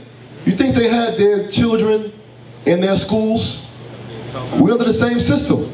They're allowing us to have a church, to go out in the street, teach our people. They're allowing us to have our own schools too as well. Yes, exactly right. That's the Most High that's allowing us to do that. Right. Exactly. He did that. Now we got to take advantage of it if we believe. And here in Florida, we got a almost, I ain't gonna say totally free, but a lot of supplies you're not paying for it. He provided us a way to educate our children. So the choice is gonna be up to the household, starting with the man first, of getting in his wife's ear to try to get him on that same page with him, and it's gonna be what you gonna do. Hey, officer, I want to back up what you just said. This is the last scripture I'm gonna pull about the children. Go to Deuteronomy chapter 12. Deuteronomy chapter 12, because we were born of this. Deuteronomy chapter 12, read verse 28, and then we're going to jump down to 30. Deuteronomy chapter 12 and verse 28. Observe and hear all these words which I command thee, that it may go well with thee and with thy children after thee forever. So the scriptures, the commandments, are what we're supposed to be observing, that they go well with us and our children. Read on.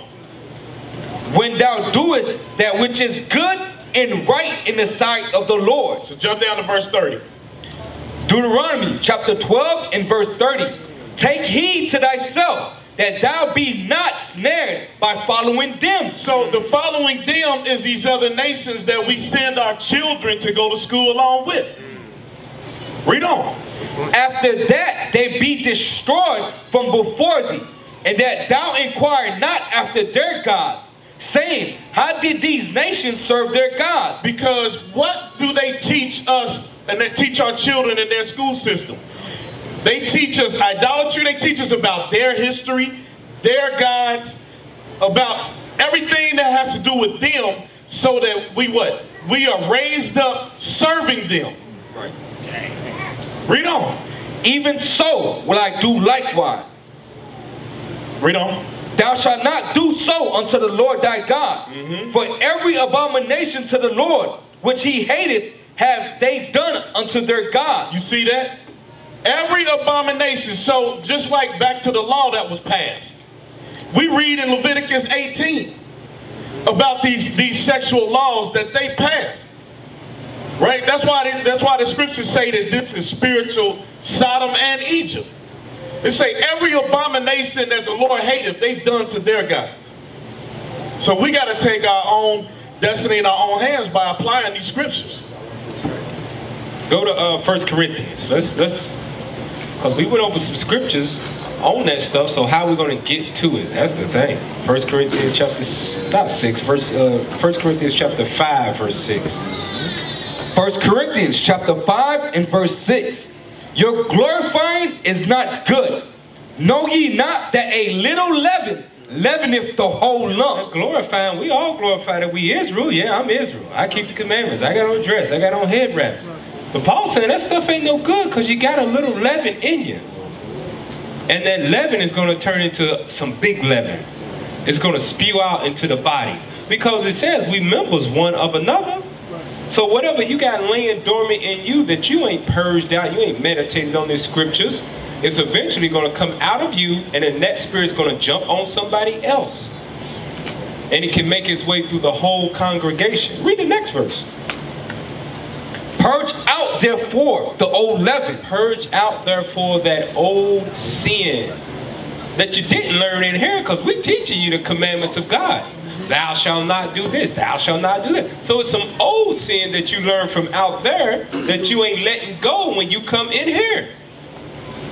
You get washed from it every time you come in here every week, every feast day that we together, we're going over scriptures, you hear Sabbath class, you get washed from those sins. You got an opportunity to ask about that certain lust or that sin that is plaguing you, that's old, you can't seem to get over. You get some scriptures on it, but then you go back out into the world and you let that old sin reign in you again. How do we know that? Because nobody in here is committing adultery in the school. Nobody's fornicating in the school. It's when you go out there. It's that old sin that you ain't purged out. Read it again. 1 Corinthians chapter 5 and verse 7. Purge out therefore the old leaven, that ye may be a new lump. A new man, a new sister. Read on. As ye are unleavened, for even Christ our Passover is sacrificed for us. Read on. Therefore, let us keep the feast. The feast of Passover is why we all here. Passover weekend. Read on. Not with old leaven. Not with old sins. Neither with the leaven of malice and wickedness, but with the unleavened bread of sincerity and truth. So now you become a new man. You purging out old sins. Now he says, do it in sincerity and in truth. That's a problem that a lot of us have. We ain't sincere about what we're doing. A lot of us ain't sincere about coming here to the Sabbath. A lot of us ain't sincere about being around our brothers and sisters. How we know that? Half y'all don't believe you here because your husband here.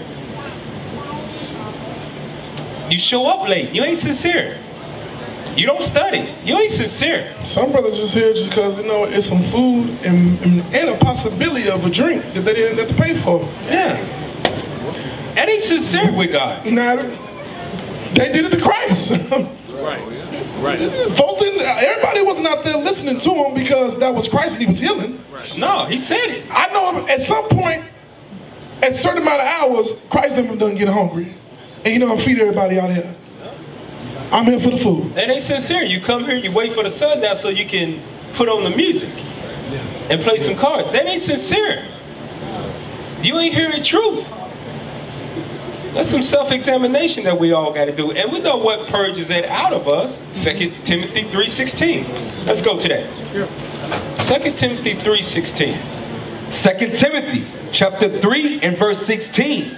All scripture is given by inspiration of God and is profitable for doctrine, for reproof, for correction, for instruction in righteousness. So the only way God's telling you to purge out that old leaven, them old sins you got is going to take the words of God. That's why we leadership be up here so much about you study, you read it, because that's what's going to get that old man up off of you. It takes a process of time, but you got to start somewhere doing it.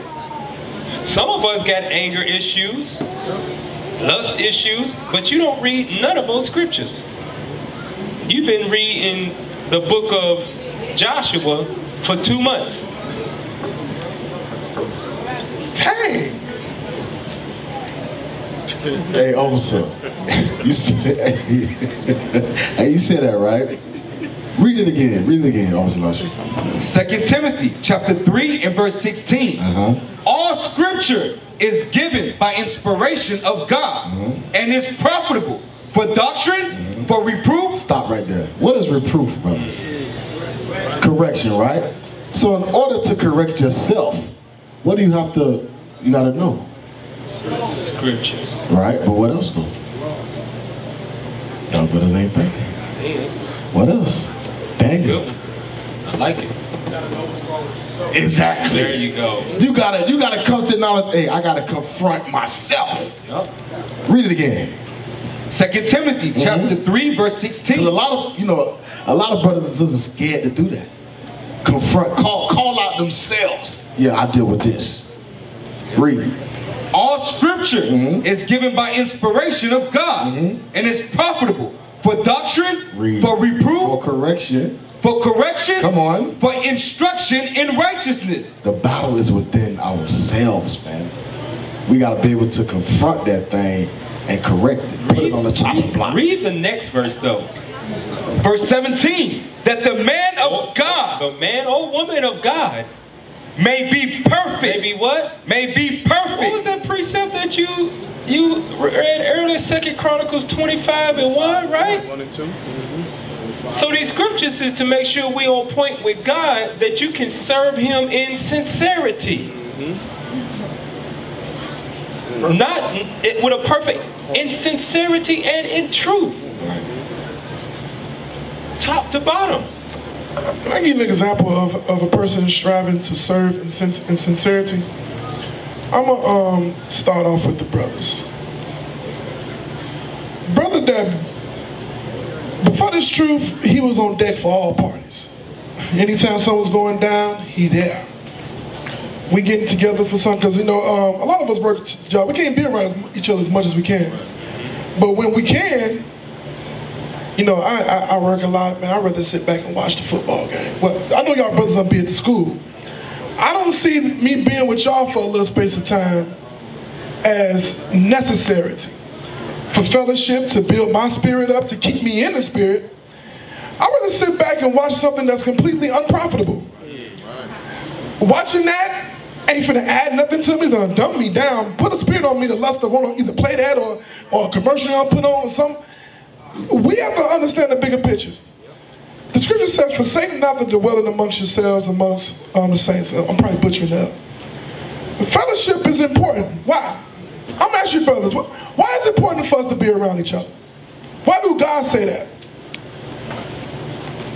Brother, I way in the back. Yes. At my job, what they tend to do is they always celebrate every holiday, and they always have like a employee gathering in the lunchroom of someone's birthday. They always trying to drag me to those things. Can we give a testimony about, me and Officer Zakar used to work together at a place called Captain Robbie keep casting stumbling blocks for me. He won't let me forget about that place. I made it up out of Egypt. We call it Egypt, actually, though. Capstone. All right, so we worked together. It was me and him, Officer Quamash, Captain Judah. Who else was up there with us? Brother 8 Years. Who else was up there? It was about 5 or 6 of us up there. And they always, I'm gonna give you an example. They always have, they barbecue for ungodly days, right? Free food, steaks. Negroes don't turn down no steaks. As many steaks as you want. Burgers and everything else. We didn't eat nothing. That's right. And it was, amongst other things, it was a phenomenon. You know how some folks be doing something under duress, like they really want it, they watching you eat it, like, it tastes good? Hey, what you put on there? They'll be doing that, we just be in our own zone, like, that don't even matter. Why I say that? We, even now, we worked around the ungodly all day. Conversation, ungodly, nothing profitable. And you gotta be, it ain't like you really can get away from this person, because you gotta work with them, you gotta bust down trucks with them, so you gotta be up in there. They put on ungodly music, my goodness. And you gotta listen to that all day. Then the simple Negro rapping all these lyrics. And then in between the songs, get some ungodly. We dealing with this all day, and you have to be there. So now you don't have to be there. You have a chance to be around a brother or sister that talks like you, same man as you, but you ain't there. You rather just hang back to yourself. Ain't no time for yourself. Your time is to get rejuvenated around that brother now. Because you're finna tell me how you called hell on your job. We got something, oh, you saying that? Man, I know what you're talking about. That's a relief. That somebody can relate to what you're going through. You ain't getting that by your damn self. You ain't getting that watching whatever the hell you watching on TV either. That's why the Most High said, forsake not the dwelling among. Don't forsake that thing. Because coming around each other, y'all are going to reignite each other, help each other, heal each other. It's a spiritual thing. That's why majority of the time, folks that don't come around, what kind of spirit do they usually be in? The spirit be off, right? Because they're not around about, hey man, that wasn't right what you just said. No, oh my bad, that wasn't right, no. We're able to help each other, check each other, realign each other. Is everybody following what I'm saying? Let's go back to that verse. Go ahead. And the reason I'm glad you said it, because we around each other, have to check each other, and when we hear amongst, we going over scriptures, and it ain't all the time we going over scriptures all the time, but we talking about these scriptures. Even when we watch, the last thing you want to do is watch a movie with us. No, you better not. Not with watching anything with any of us turns into as long a 2-hour movie turns to a 6-hour deciphering. Yep. We see some scriptures. Pause that. You see what that brother did? Man, get the. That's what we do. But no, you see stuff. Even when we watch movies, we'll watch regular movies, and say a sex scene come up. We fast forward the joint. Hey, skip that, man. I don't want to see that, man. You fast forward the brother. All right, we back, man. Get back to this. You ain't doing that by yourself. You watching all that. I don't know. Now you got the spirit on it. It's important for us to be around each other. Y'all understand that? That's one tool you can use to keep leaven or a certain amount of leaven out of your spirit. Go ahead. Now remember, all this is scriptures are profitable for us, right? It's for us to purge. Purge out what? Jump over to verse 1. 2 Timothy? Yep. 2 Timothy chapter 3 and verse 1. This know also, that in the last days perilous times shall come. And we in the last days since Christ died, like the brother out there said. So all of us in here are going to fall up under what Paul is about to say. Read. For men shall be lovers of their own selves. Stop. Now remember, we ain't talk. God said, hear the word, O children of Israel, those that know. He ain't talking about them. What are we to do with those that are without? God's going to judge those. But to those that are within, do we tend to see people that are lovers of their own selves? Brothers, give me some examples. How can we see, we be in here and we supposed to purge out the old man, but somehow that old man is somewhere laying dormant, and we see people that are lovers of their own selves? Give me some examples. One hand, two. Nobody knows now, do they? You know why nobody knows? Because it's going to expose you. But that's what we want. This is the hospital. Let's fix ourselves, man. Other than Brother Judah, who's done answered the last 15 questions. Yeah, Judah, man. Come on. It's good, though. I'm glad you got your hand up, though. You trying to fix yourself. Let's see. Who's that behind? Who's that? Bezalel. Let's get Soldier Bezalel. And then we're going to go over here to Brother Sham, right? Shamgar. Okay, use myself. I might come late, or I might not participate in some of the activities that we have planned. Okay, all right. Brother Shamgar? How would, he said something key. Why would being late for something be attached to a love of your own self? Brother, Soldier Bezalel. Soldier Bezalel. Elaborate a little bit. Because, only you tell me. You was in the spirit when you said that. That went over everybody in. Yeah. We were moving late.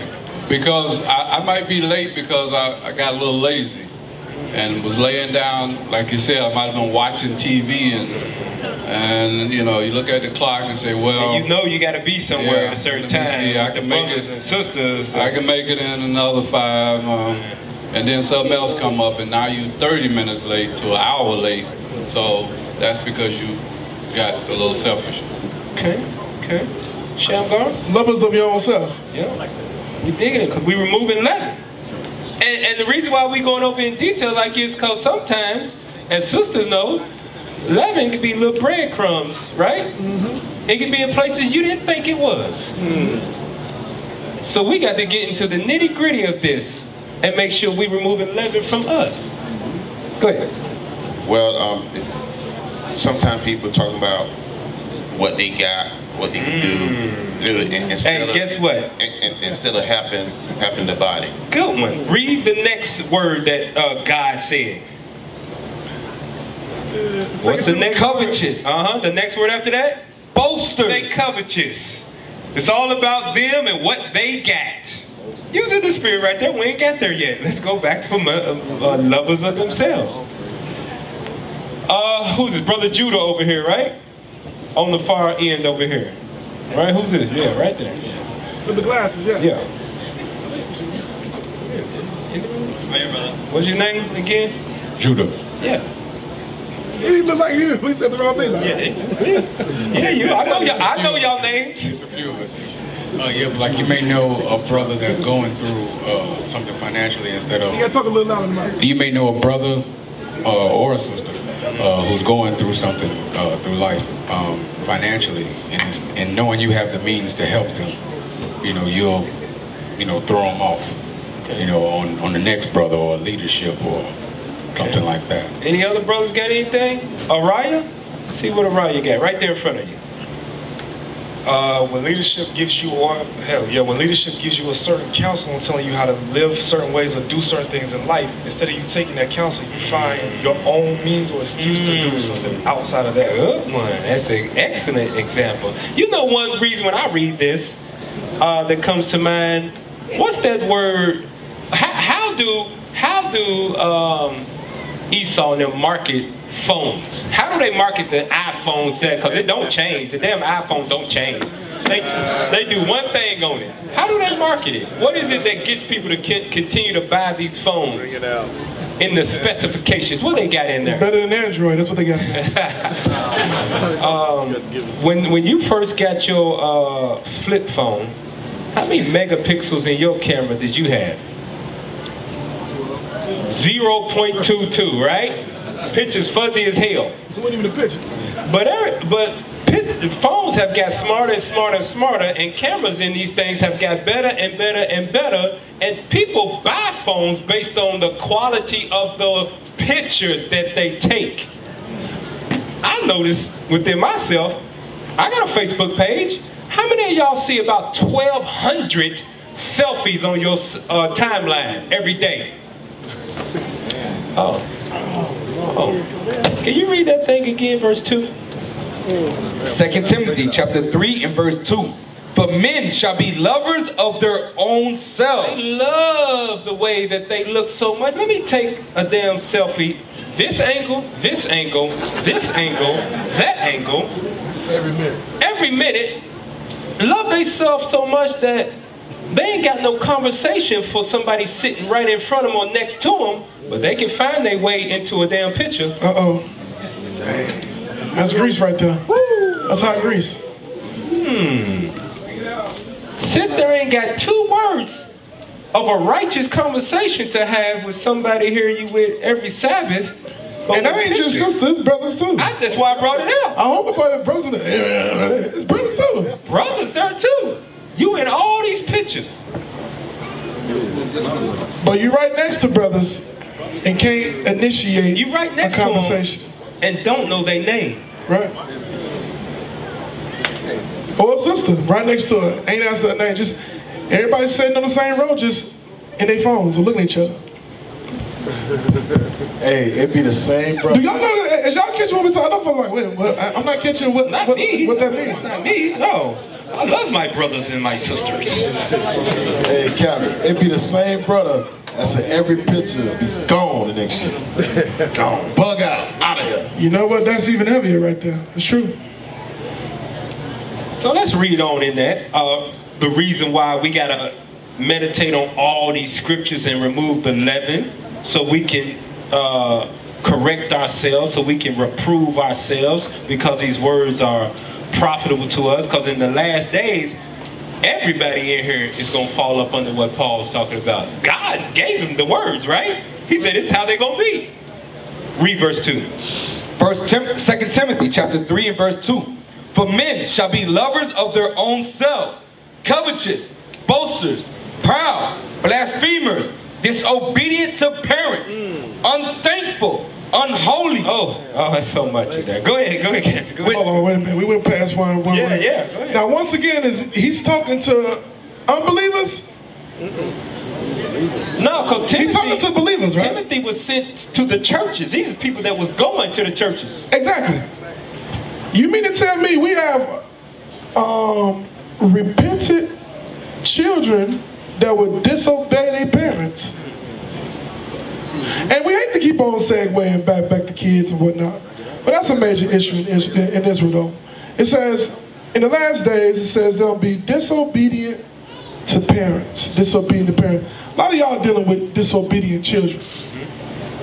And there's many levels and many reasons to it. We ain't trying to wrap it up on one thing, but one of the key things is that they're not surrounded with this enough. Period. That's the gist of it. They're not around this enough. Everything else outweigh this landslide. It ain't even comparable. Can't even measure it together. But it was prophesied that in the last days this was going to happen. Read on verse 3. The bottom of verse 2 again. Yes, sir. After disobedient. Yes, sir. 2 Timothy chapter 3 and verse 2. Unthankful, unholy. That thing said unthankful. Dang. Why would repentant people be unthankful? Didn't God call you up out of the darkness that you walked in? Right. Some of y'all was drug dealers in here, strung out on drugs. Some of y'all was whoremongers, one girl away from AIDS, one brother away from being a baby mama. But you come in and you still be unthankful? And let me show you this, because I don't know all y'all thoughts. I don't know all y'all thoughts. I am not in all of y'all heads, you know. So I sit up here a lot. Most time put me up here. Go to Sirach 13. Why don't you read verse 25? How could we know? And remember, this is about removing leaven. Sirach chapter 13 and verse 25. The heart of a man changeth his countenance. What is the heart of the Bible, brothers, in unison? What is it? Mind. The mind. The mind of, read it again. The heart, the mind of a man changeth his countenance. Read on. Whether it be for good or evil. A merry heart maketh a cheerful countenance. Oh. God is saying that you can tell what's going on in somebody's mind by the facial expression that they got. Right. So that's why we say, lovers of themselves, you come here, you ain't got no conversation for nobody. No, you can't talk to sisters and brothers around you, stay to yourself. You unthankful as hell. And it's written all over your face. Ain't that what the song said? You don't have to say a word. You ain't got to say a word. And you ain't saying a word. Check it out. Go ahead. You touching on something real heavy. Can you read that Sirach again? Sirach chapter 13 and verse 25. The heart of a man changeth his countenance, whether it be for... So how do you feel, or how you think? It can't be expressed in the way you look. Now we understand this captivity. We catching here. You have to have a certain level of hardness out there to be able to deal. But once you come in here, once you're around family. There you go. What's that word again? Family. How you say it in Spanish? La familia? La familia. Defenses is supposed to come down. You don't now have to be defensive no more. Now I can be me, because you ain't finna attack me. I don't have to be defensive around you. That's the way it's supposed to be. That's the way the Most High is expecting this thing to be. That's the way he's expecting every one of us to be. Now, check this out. Some of y'all like looking mean. I know folks. Break it out. I gotta go there. Some folks, it really ain't that. Look at me. They make them so because they like the say it again. They like folks say, "Hey, look at her. She don't play no games. She don't play the radio." Hey, do you read about any of our foremothers having that type of a reputation? And they was killers. They'll take your head off. But you don't hear about them walking around looking angry, looking unapproachable, unpleasant. Not to each other. They'll deal that way if need be with the other nations. These things was written for us to learn, and we must apply. Finish that verse.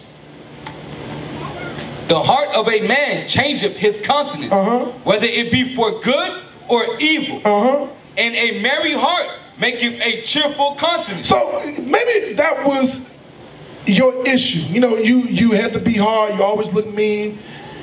You ain't smiled in a long time. How do we change that? Maybe we need to get in the mirror and kind of work the kinks out. You know? Work out how you want to formulate your lips, your teeth, how much teeth you want showing in your smile. This side over here, they don't practice that. They practice it because remember, who's taking thousands of them selfies? They practice that before they get Sisters know how to smile. So we've seen the pictures. You know how to smile. With a stank face then. All right, go ahead. Hey. I'm being serious. Well, those who go to, what is that called when they teach you how to speak in charm schools, they show you how to smile. How to, you know, everybody got the big smile. Maybe you smile with your teeth. A smile gets a smile. You see somebody pleasant, it make you feel pleasant. But if a person looking hard, it make you, hey, should we get be hard here? I mean, what's going on? We have to change that, even with brothers. Maybe you had what's that called when you, it ain't antisocial. Person who really don't talk to other people. Introvert. Yep. Maybe that was the way your spirit was before. Ain't making the kingdom with that type of, because everything we do is a holy convocation. You got to be around people. Right. The Lord woke you up to be leaders. You can't lead nobody being quiet. And look at this, Captain. If you are a new creature, if that's how you was in the world, that should not be how you are now. Right. And if that is how you got to work on that thing. Once again, we ain't saying it's going to happen overnight, but if you know that's your spirit, you should be in that mirror. Work it out. Practice that thing. Let me tell you something. Hey, majority of brothers, when we come in here, we have Christian voices. Period. Soft voices. What do we have? Reading drills. To loosen up to loosen up your words, to get accustomed to talking loud. Because we've been so accustomed to trying to sound like a play. We didn't even talk with whisperers. We didn't even realize that's whispering. We have to condition our voices to talking loud. So just like brothers, like we be in the mirror, you're working out the kinks and the levels of your voice. Sisters, you might have to do the same thing. You ain't used to talking. You work up, hi, my name is. Woo. Sister. Shalom. How are you? Maybe you don't talk like that. You don't do that. So in here you don't want to be that way. So I'm going to practice to be a better sister to my other sisters because that's what they need of me. I'm going to practice to be a better brother because the brothers need that of me. Is you understanding what I'm saying? It ain't just, okay, this is how I am. Work on being different. You are a new creature in Christ. That's what we're trying to convey to y'all, all right? So let's go to Deuteronomy 28:45. Because it said about the face, you can tell what's going on with you. We ain't in all your thoughts. We don't know that. God said, you ain't got to be no mind reader. You ain't got to go to no palm reader. I'm going to tell you what's going on in their head by the way they look. Deuteronomy 28:45. Deuteronomy chapter 28 and verse 45. Moreover, all these curses shall come upon thee, and shall pursue thee, and overtake thee, till thou be destroyed, because thou hearkenest not unto the voice of the Lord thy God, to keep his commandments and his statutes which I command thee this day. So one reason that we got put in this position where we stressed out all the damn time, we tired all the time, people getting on our nerves all the time, we didn't want to keep God's commandments. We didn't want to bring our bodies into subjection to what God said, could bring our spirit into subjection. So we went into slavery. Read on. That was one reason. And they shall be upon thee for a sign, and for a wonder, and upon thy seed forever, because thou servest not the Lord thy God with joyfulness and with gladness of heart. So the other reason God is saying you went into slavery because you didn't keep my commandments and you ain't happy to do them either. You don't serve me with gladness of heart or with joy. How do I know that? Because I can see the look on your face. God ain't worried. He said that's why he said, talk all this stuff. It's your actions. Your look is an action. Smiling is an action. Stank face is an action. I'm going to keep calling it that because that's what it is. You didn't serve him with joyfulness of gladness of heart. Put him into slavery. Go ahead. You know what? That's like, I call it that sister drive-through face. When you go through the drive-through. Yeah. They hate their job. They hate their job, right? $3.99. Thank you. Here's your check. Have a good day. Hey, you be excited. Oh, you be trying to be nice because that's your people. We know. Thank you. You have a good day. And then you don't want to go back around and tell them they forgot something. Nah, you don't do that. Take your bag. Thank you. Have a good day. You're welcome. Hey, can you get Ciroc 6 and 4 right quick? Because I'm going to show you something about having that attitude and that face. And how we naturally feel when we dealing with somebody that always got that stank face, right? Sirach chapter 6 and verse 4. A wicked soul shall destroy him that hath it, and shall make him to be laughed to scorn of his enemies. So when you walking around and you got that dog on your face, that's what we used to call them when we was young all the time. You got that dog on your face and then something happened to you and you treating everybody a certain way, everybody laugh you to scorn. They waiting for you. Waiting for something to happen. Ah, that's what she get. That's what I was waiting for that to happen. Read on. Verse 5, sweet language will multiply friends. So this is the solution. Okay? Sweet language. So when y'all might think it's a joke, that if you really gotta stand in the mirror and practice, I mean you gotta better find a solution. Right? Read on. Sweet language will multiply friends, and a fair speaking tongue will increase kind greetings. You see that? So you gotta exercise your spirit and the words that come out of your mouth. Now, good point. Read verse 6 too. Go ahead. We have to. It seems like only in wickedness there you go. we can give a compliment. Yep. Only in wickedness. It was real easy. Oh, girl, look. Oh, you look good. You can't tell sister looking beautiful. She ain't her. Majority of folks think you put a dress on, you look old. Right. This is ain't here and nothing. Like, why are you always wearing a dress? At least when she get a mother, sister, that's a bad dress you got on. Some dope. It says a soft word. We have to learn how to talk to each other. We hear enough bad stuff outside that, brother, I'm glad to see you. It ain't just saying, I'm actually really glad to see you. Right. I've been seeing the ungodly all day, every day, too long. I'm glad to see a righteous person. That's where we have to be at. That will exude from your conversation, from your look, how we deal with each other. When y'all get up in there, y'all be glad to see each other. It'd be hard to rip us apart from each other. But a lot of y'all look like y'all under duress. I'm gonna tell you straight. Look like the gun is on your neck. Like, you know. We can't celebrate. Remember, the curses came upon us because we didn't do this thing with joyfulness and gladness of heart. That's right. And remember, y'all know, I'm sorry. How many high holy days we got? Who know that? Oh yeah, man. We went over it. How many high holy days do we have? Look, every hand should have went up. Major problem, brothers. Oh my. Major problem. This is stuff that pertains to us. My brother right on there. That microphone. Let's go, brothers. Microphone. 76. Say it again. 76. 76. Did y'all know that? Strong and loud, all praises. Did y'all know that? How many American holidays is it? How many? He didn't know the head. What's that? Somebody said 12. 12. It's about 12. It might depend on if the other little miscellaneous was, you know, St. Patrick's Day, all this little miscellaneous stuff.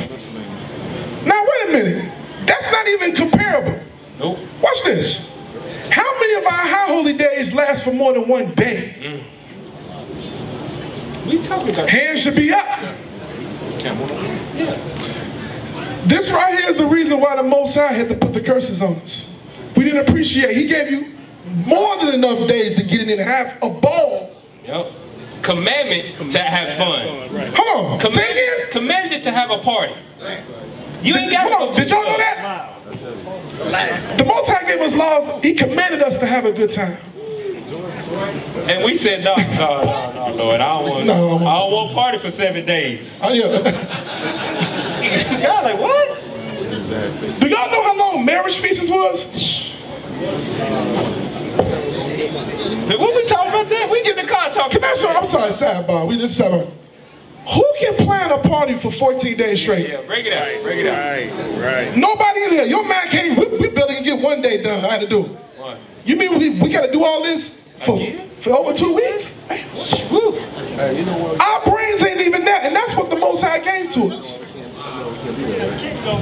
You understand that? Yeah. Now that's what the Most High sit here and said, oh, you're not happy for all this I gave you, and what you want is this. We look crazy to the Most High, believe it or not. We look crazy. That we see this right here more important than the whole table He laid before us. Go ahead, Doc. Now, you know why we can't do that? 14 days? Because in this world, we can't get drunk and high for 14 days. We'll die. So in those days, you just want to get drunk. You can do that for 14 days. Not in this world. End of the night, you're going to be dead. Hold on, can I have you up a little further? Overdosed. The reason you can't do 14 days, you can't even do 7, because you got a job. That's right. You cannot take a day off for 10 years and you ain't finna get 14 days of anything off. Do you understand what's going on? These are things right here that we got to completely understand and behave differently as brothers and sisters. Read verse 6 in there again, because it's talking about showing ourselves friendly and all that type of stuff. Read on. Yes, sweet sir. language. Sirach chapter 6 and verse 6. Be in peace with many. Nevertheless, have but one counselor of 1,000. Now look at this. God ain't saying, because this is the thought that some of y'all might have. God ain't saying you got to be best friends with every single body in here. The people, when I'm in the land of Judah, my brother is down there in the land, up there in the land of Ephraim. We don't see each other all the time. So it's some things we might not have in common. We ain't got that much to talk about all the time. But I'm got to be in peace with that man, God says. My counselor he might live right next door to me. Coming in here, God's saying that ain't everybody got to be your best friend. But be in peace with all of them that's in here. Have one brother, one sister that you go to. It look like everybody the best of friends. That's the way it's supposed to look. It's supposed to look like that, though. It's supposed to look like that. Right. You cool with everybody? You know everybody in there? That's just my brother, man. That's my brother, man. That's my sister over there. Damn. I probably only see her once a year. And guess what? That's you. That is you showing yourself friendly. Sweet language. They're like, damn, I thought he was best friends with everybody. He knew everybody's name in there. He hugged everybody in there. That's the way you're supposed to be. That's another level. I'm going to give you an example. Soldier Judah. Miami camp, right? We probably at best see each other, what, maybe twice, 3 times a year. We come down to Miami a little bit more.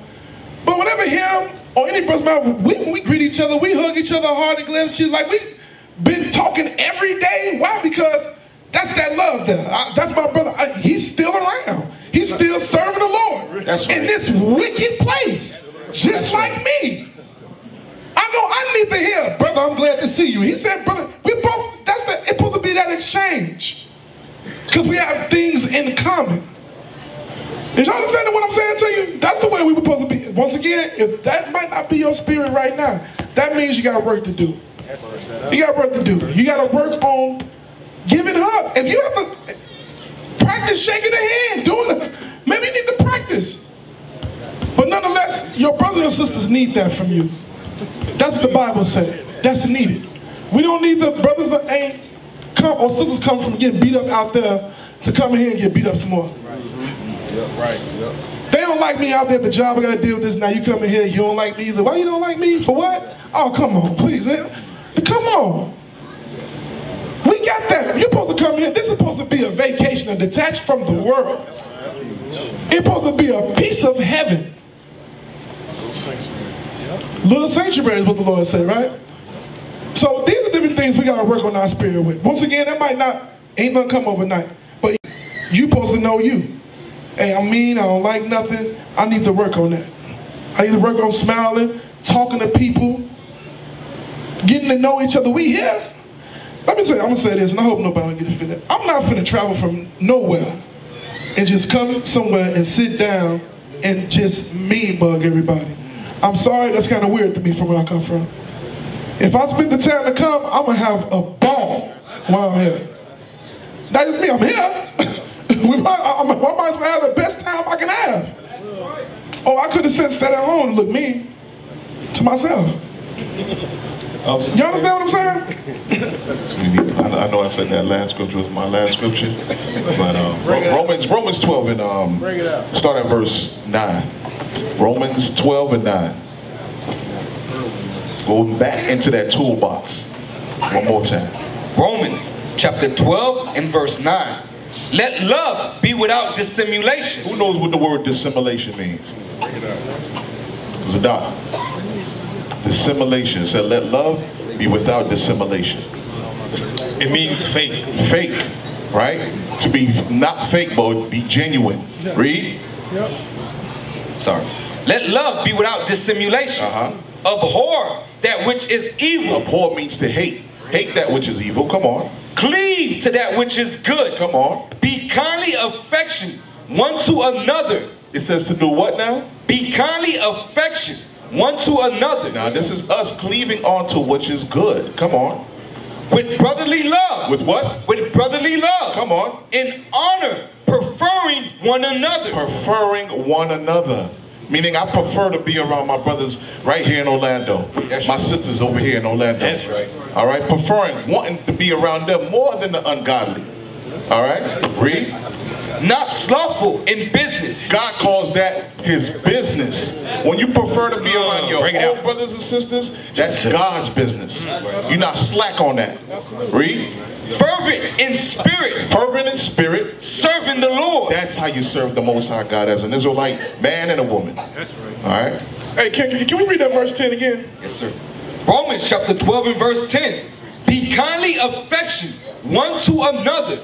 With affection, like I said, I know a lot of us come from a horrible background. Some of us ain't never got a I love you, a hug, or nothing. That's understood. What we're trying to convey to you is that that's not the way you're supposed to stay. Did you understand what I'm saying to you? That could be the way you come up in there. We all come in all jacked up.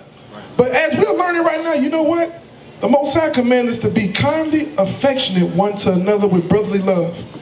I know that's not me. How do I do that? How do I be affectionate? These are the questions you should be asking again, counsel. Hey, look, I'm not an affectionate brother. I'm not an affectionate sister. I want to be. Just like, hey, you got to admit that you have a problem and you want to fix the problem. That's the whole thing of fixing things. And then you get counsel how to do it. Okay, work on hugging somebody. Maybe you're probably work on hugging folks. Okay, that's the hug. All right. Maybe you have to work. We do it comical, but for some folks, they really done never hug folks before. Because we want love. They never heard I love you. All they heard was stuff to tear them down. So a compliment is weird to them, maybe even defensive. Oh, you look nice. You look nice. They never hear that. We have to understand all these things. We can't just assume that folks have been used to saying I love you, giving hugs. Right. Some sisters you want to give them hugs because they come from, but you have to work through that with them, not ostracize them and make them, that, hey, I'm still gonna come and give you a hug again. Okay, awkward here. Sister, how you doing? Glad to see you. To break that, because guess what? We commanded to be affectionate one to another. In the scripture, we read about greeting each other with kisses. Now, we can't do that at all, in this captivity. Don't want no brothers kissing my cheek, period. But we don't get back to that, having that without any thought that it's something else. That's the way they did that. And it was nothing wrong with that. But that lets you know the level of love we had towards each other, where a brother can give you a sincere hug and a kiss on the cheek, and you never thought that it was anything else. That's some real affection towards one another. You understand that?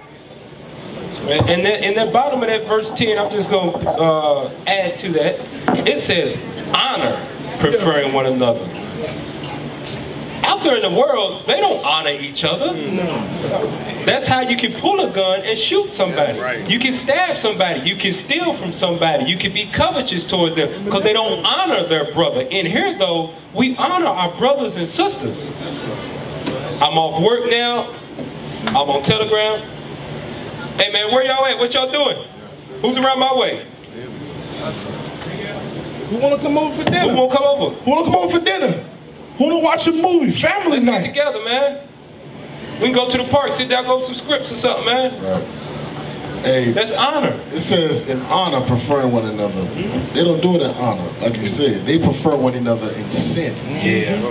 That's when they prefer one another when it's sin involved. Go to Psalms 31:7. Let's expound on that thing about gladness, though.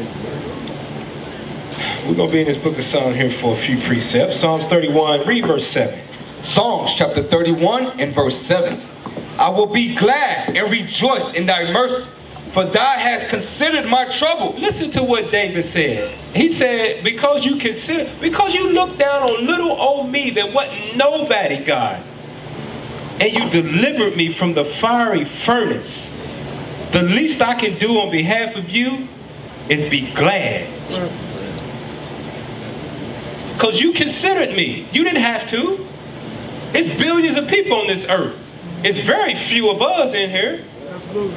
But God considered my trouble, what I was going through when I didn't have a way out. He thought about me. Read that again. Psalms chapter 31 and verse 7. I will be glad and rejoice in thy mercy, for thou hast considered my trouble. Thou hast known my soul in adversity. Go to Psalms 32 and 11. Psalms chapter 32 and verse 11. Be glad in the Lord. David is speaking in the spirit saying what? Be glad in the Lord. Read on. And rejoice, ye righteous. We all righteous, so we should all be glad when we see each other in the Lord, the commandments. Read on. And shout for joy. And do what? And shout for joy. Just like we do every day when we close out class on the Sabbath. Right. Right. Read on. All ye that are upright in heart. All ye that are upright in heart. Go to, let's see where we want to go here. Psalms 118:24. Let me see if that's what I want to start out with first. Hold on. Psalms 118 and 24. Yeah, let's read that. Psalms chapter 118, verse 24. This is the day which the Lord hath made. The Lord gave us the Sabbath day to congregate, holy convocation. That's right. Read on. We will rejoice and be glad in it. We're going to be happy as hell when we get to keep the Sabbath. The whole Sabbath. We ain't going to sit in here with stank faces. We ain't going to sit by ourselves. The daggone phone can wait. Facebook ain't going nowhere. But my brother, he can leave here and I might not see him again. My sister can leave, I might not see him again. Let me get all I can out of them for the 6 or 7 hours that I'm here. Okay, maybe I do. I check. I'm gonna glance at this thing 1 or 2 minutes. Boom, put that down. Okay, back to it. So you were saying, sis? What was you saying, brother? We're going to be glad in that thing. Psalms 122 and 1. Psalms chapter 122 and verse 1. I was glad when they said unto me, let us go into the house of the Lord. They said, let's go keep the Sabbath. Get in the car. And I was like, yeah. That's right. I wish it could start earlier. But the leadership says show up at 2 o'clock, so I'll show up at 2. That's okay. But when it's time for us to leave the house, I'm glad. Read it again. Psalms chapter 122 and verse 1. I was glad when they said unto me, let us go into the house of the Lord. Our feet shall stand within thy gates, O Jerusalem. Now go to Psalms 119 verse 74.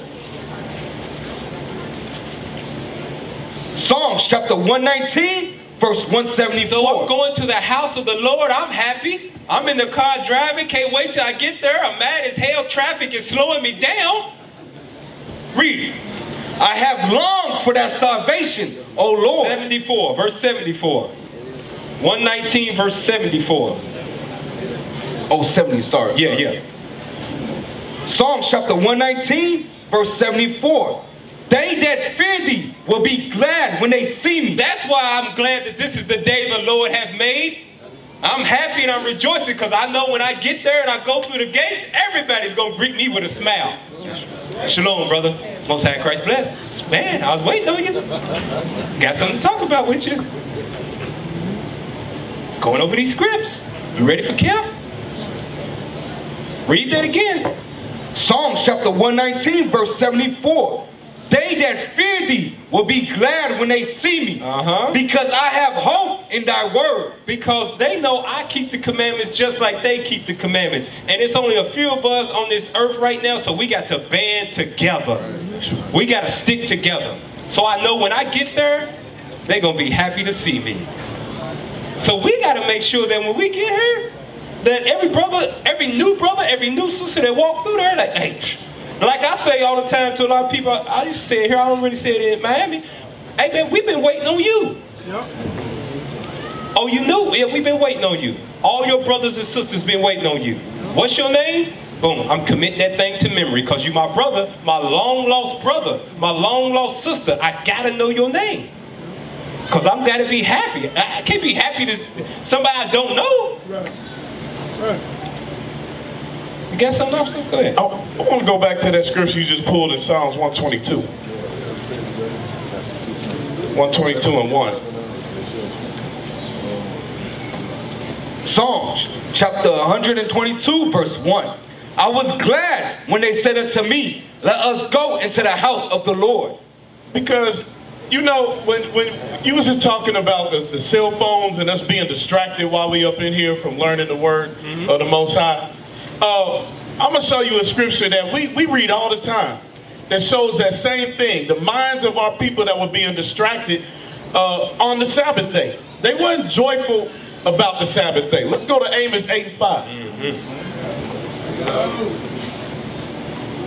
Amos chapter 8 and verse 5. Saying, when will the new moon be gone, that we may sell corn, and the Sabbath, that we may set forth wheat, making the ephah small and the shekel great, and falsifying the balances by the sea. Because we were in the spirit at that time of take care of our own pockets. We had our minds set on something else. Guess what that's called? Covetousness. Covetousness.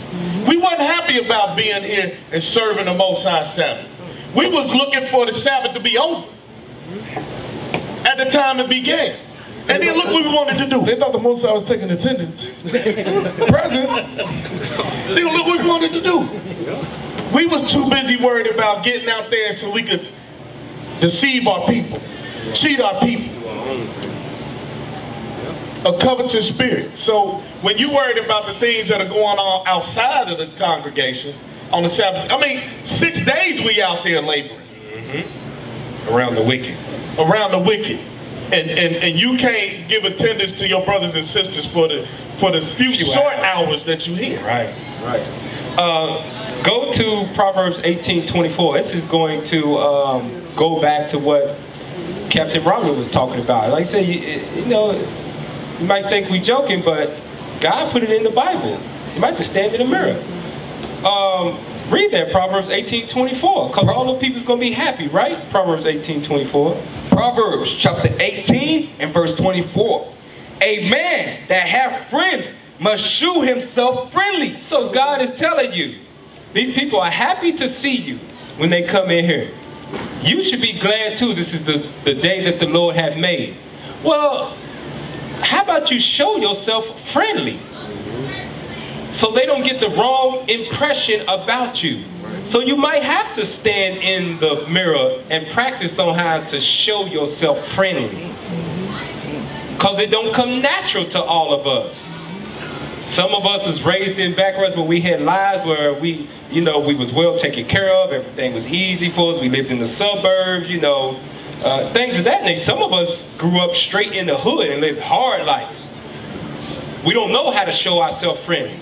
We was built on being tough, being hard. And that was the way, that's the code of the hood. You can't show no weakness. So when you come in here, God's saying in Proverbs 18:24, read it again. A man that have friends must shew himself friendly. And there is a friend that sticketh closer than a brother. So when you show yourself friendly, you come in here to the house of the Lord, you might just find somebody in here that's going to be better to you than your own blood brother. That's right. But you would never find that out if you don't show yourself friendly in the first place. You stay to yourself. Your phone's so much more important to you. Not knowing there might be somebody out here, a sister out here, or a brother out here, you got more in common with than your own family. Absolutely. Absolutely. So be glad when you come to serve the Lord. Go ahead, Captain. Go to, we almost done. A couple of more scriptures and we up out here. Give me 1 Corinthians. Let's wrap all this up and bring it on home. 1 Corinthians chapter 9. Let's start at verse 23. 1 Corinthians chapter 9 and verse 23. In this I do for the gospel's sake. We have to make sure that everything we're doing is for this truth. We're trying to get about it. Read it again. Watch. It's going to explain itself. 1 Corinthians chapter 9 and verse 23. In this I do for the gospel's sake, that I might be partaker thereof with you. Hold on. Paul wasn't even there. He said, I'm partaking with you. We are all in this together. Right. See the mind state you got to be in? We're not against each other. We're in it together with each other. We are not each other's enemies. Y'all understand that? Well, I'm going to deprogram myself from that. Because we've been taught to see each other as enemies. Be defensive. Be suspicious of each other. No, we repented. We are new creatures.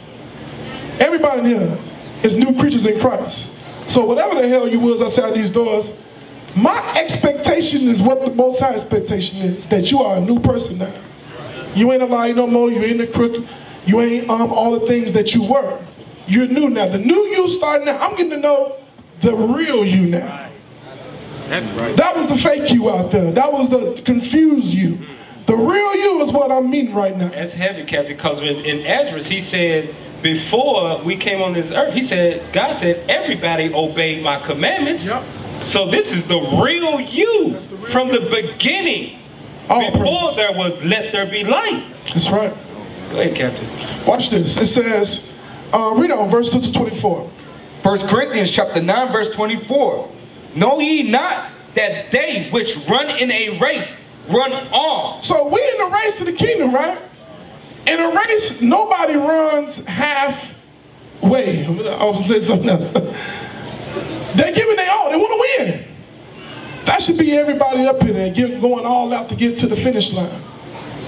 It shouldn't be taking no breaks. In the race, you ain't taking no breaks. You, from the time the gun to go off, you in full stride. Trying to win. Keep on reading. Watch this. I love the analogy he put there. Because everybody should be able to see this picture. Read on. Know ye not that they which run in a race run all, but one receives. Everybody is running to get what? The same thing. But unlike a race, it's only going to be one winner. Only one person can win the race. But in this race, we all win. That's right. That's right. Do you see the analogy the Most High put there? Read on. Watch this. But one receiveth the prize. So run that ye may obtain. So do what? So run that ye may obtain. That's our job, to make sure that every time we come around each other, I'm encouraging you to keep on running. You understand what I'm saying? Not trying to be a stumbling block to you. Not to make you start doubting yourself, doubting what you're doing. I'm here to encourage you, and you encourage me to keep on running this race. Because we know what the prize is. And I want the prize, and I want you to get the prize. Keep on reading. And every man that striveth for the master. Jump down, verse 2 to 26. Sorry. 1 Corinthians chapter 9, verse 26. I therefore so run. So we all gonna therefore so run. Not as uncertainly. So ain't nobody should be uncertain. Like, oh, well, I don't know what we in here for, you know. It's Passover. We know what Passover is. We read about it in the Bible. We know why we ain't eating the pork. We know why we growing the beards, not wearing the pants. These are the things we must do as Israelites to have eternal life and rule where we're supposed to be at anyway. We understand that. We ain't uncertain. We ain't confused about what's going on. We know exactly what's going on, and we know exactly what we need to do to get there. The job is to get there. Run the race. Read. I therefore so run, not as uncertainly, so fight I. So what? So fight I. That's our job. We don't keep fighting. I'm going to encourage you and encourage you. Anybody that don't want to be an encouragement, they got to go. That's why real quick, hey, you got to go. Because we understand the gravity of this race. We can't go into the Passover with leaven. So in 11, hey, like I said, ain't like nobody that had no problems. That's in the Bible. Once again, leaven was every year getting rid of for Passover. So the Most High know you're going to have issues. But how are you working on the issues? Is this an issue that you ain't even acknowledging? That you think that's just you and your beautiful personality? No. Your personality is supposed to be what God expected to be. Y'all brothers and sisters understand that? Watch this, keep reading. So fight I, not as one that beateth the air, but I keep under my body and bring it into subjection. That's what we have to learn. That goes back to what you said earlier, officer, about discipline. That has to be taught to us. How we learn it? Through these scriptures. How we learn it? Through counsel. How we learn it? Sometimes through correction. Through judgments.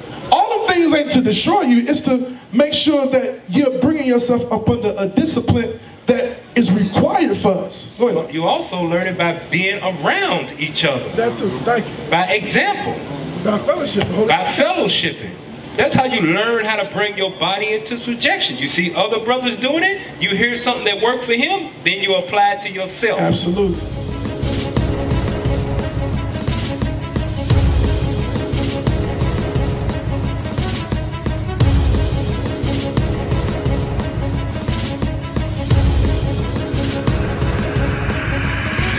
Shalom, Israel. I'm Elder Nathaniel, Israel United in Christ. YouTube likes to shut our channels down, as some of you have noticed, ever so often. Subscribing to join IUIC will assure you will always stay connected to our YouTube accounts. We want to do our best to make sure this truth gets out. Please click and join our subscriber YouTube channel called Join IUIC to stay linked to all of our videos. So again, please make sure you subscribe to this and join IUIC channel to get your latest updates from all our YouTube channels. Shalom.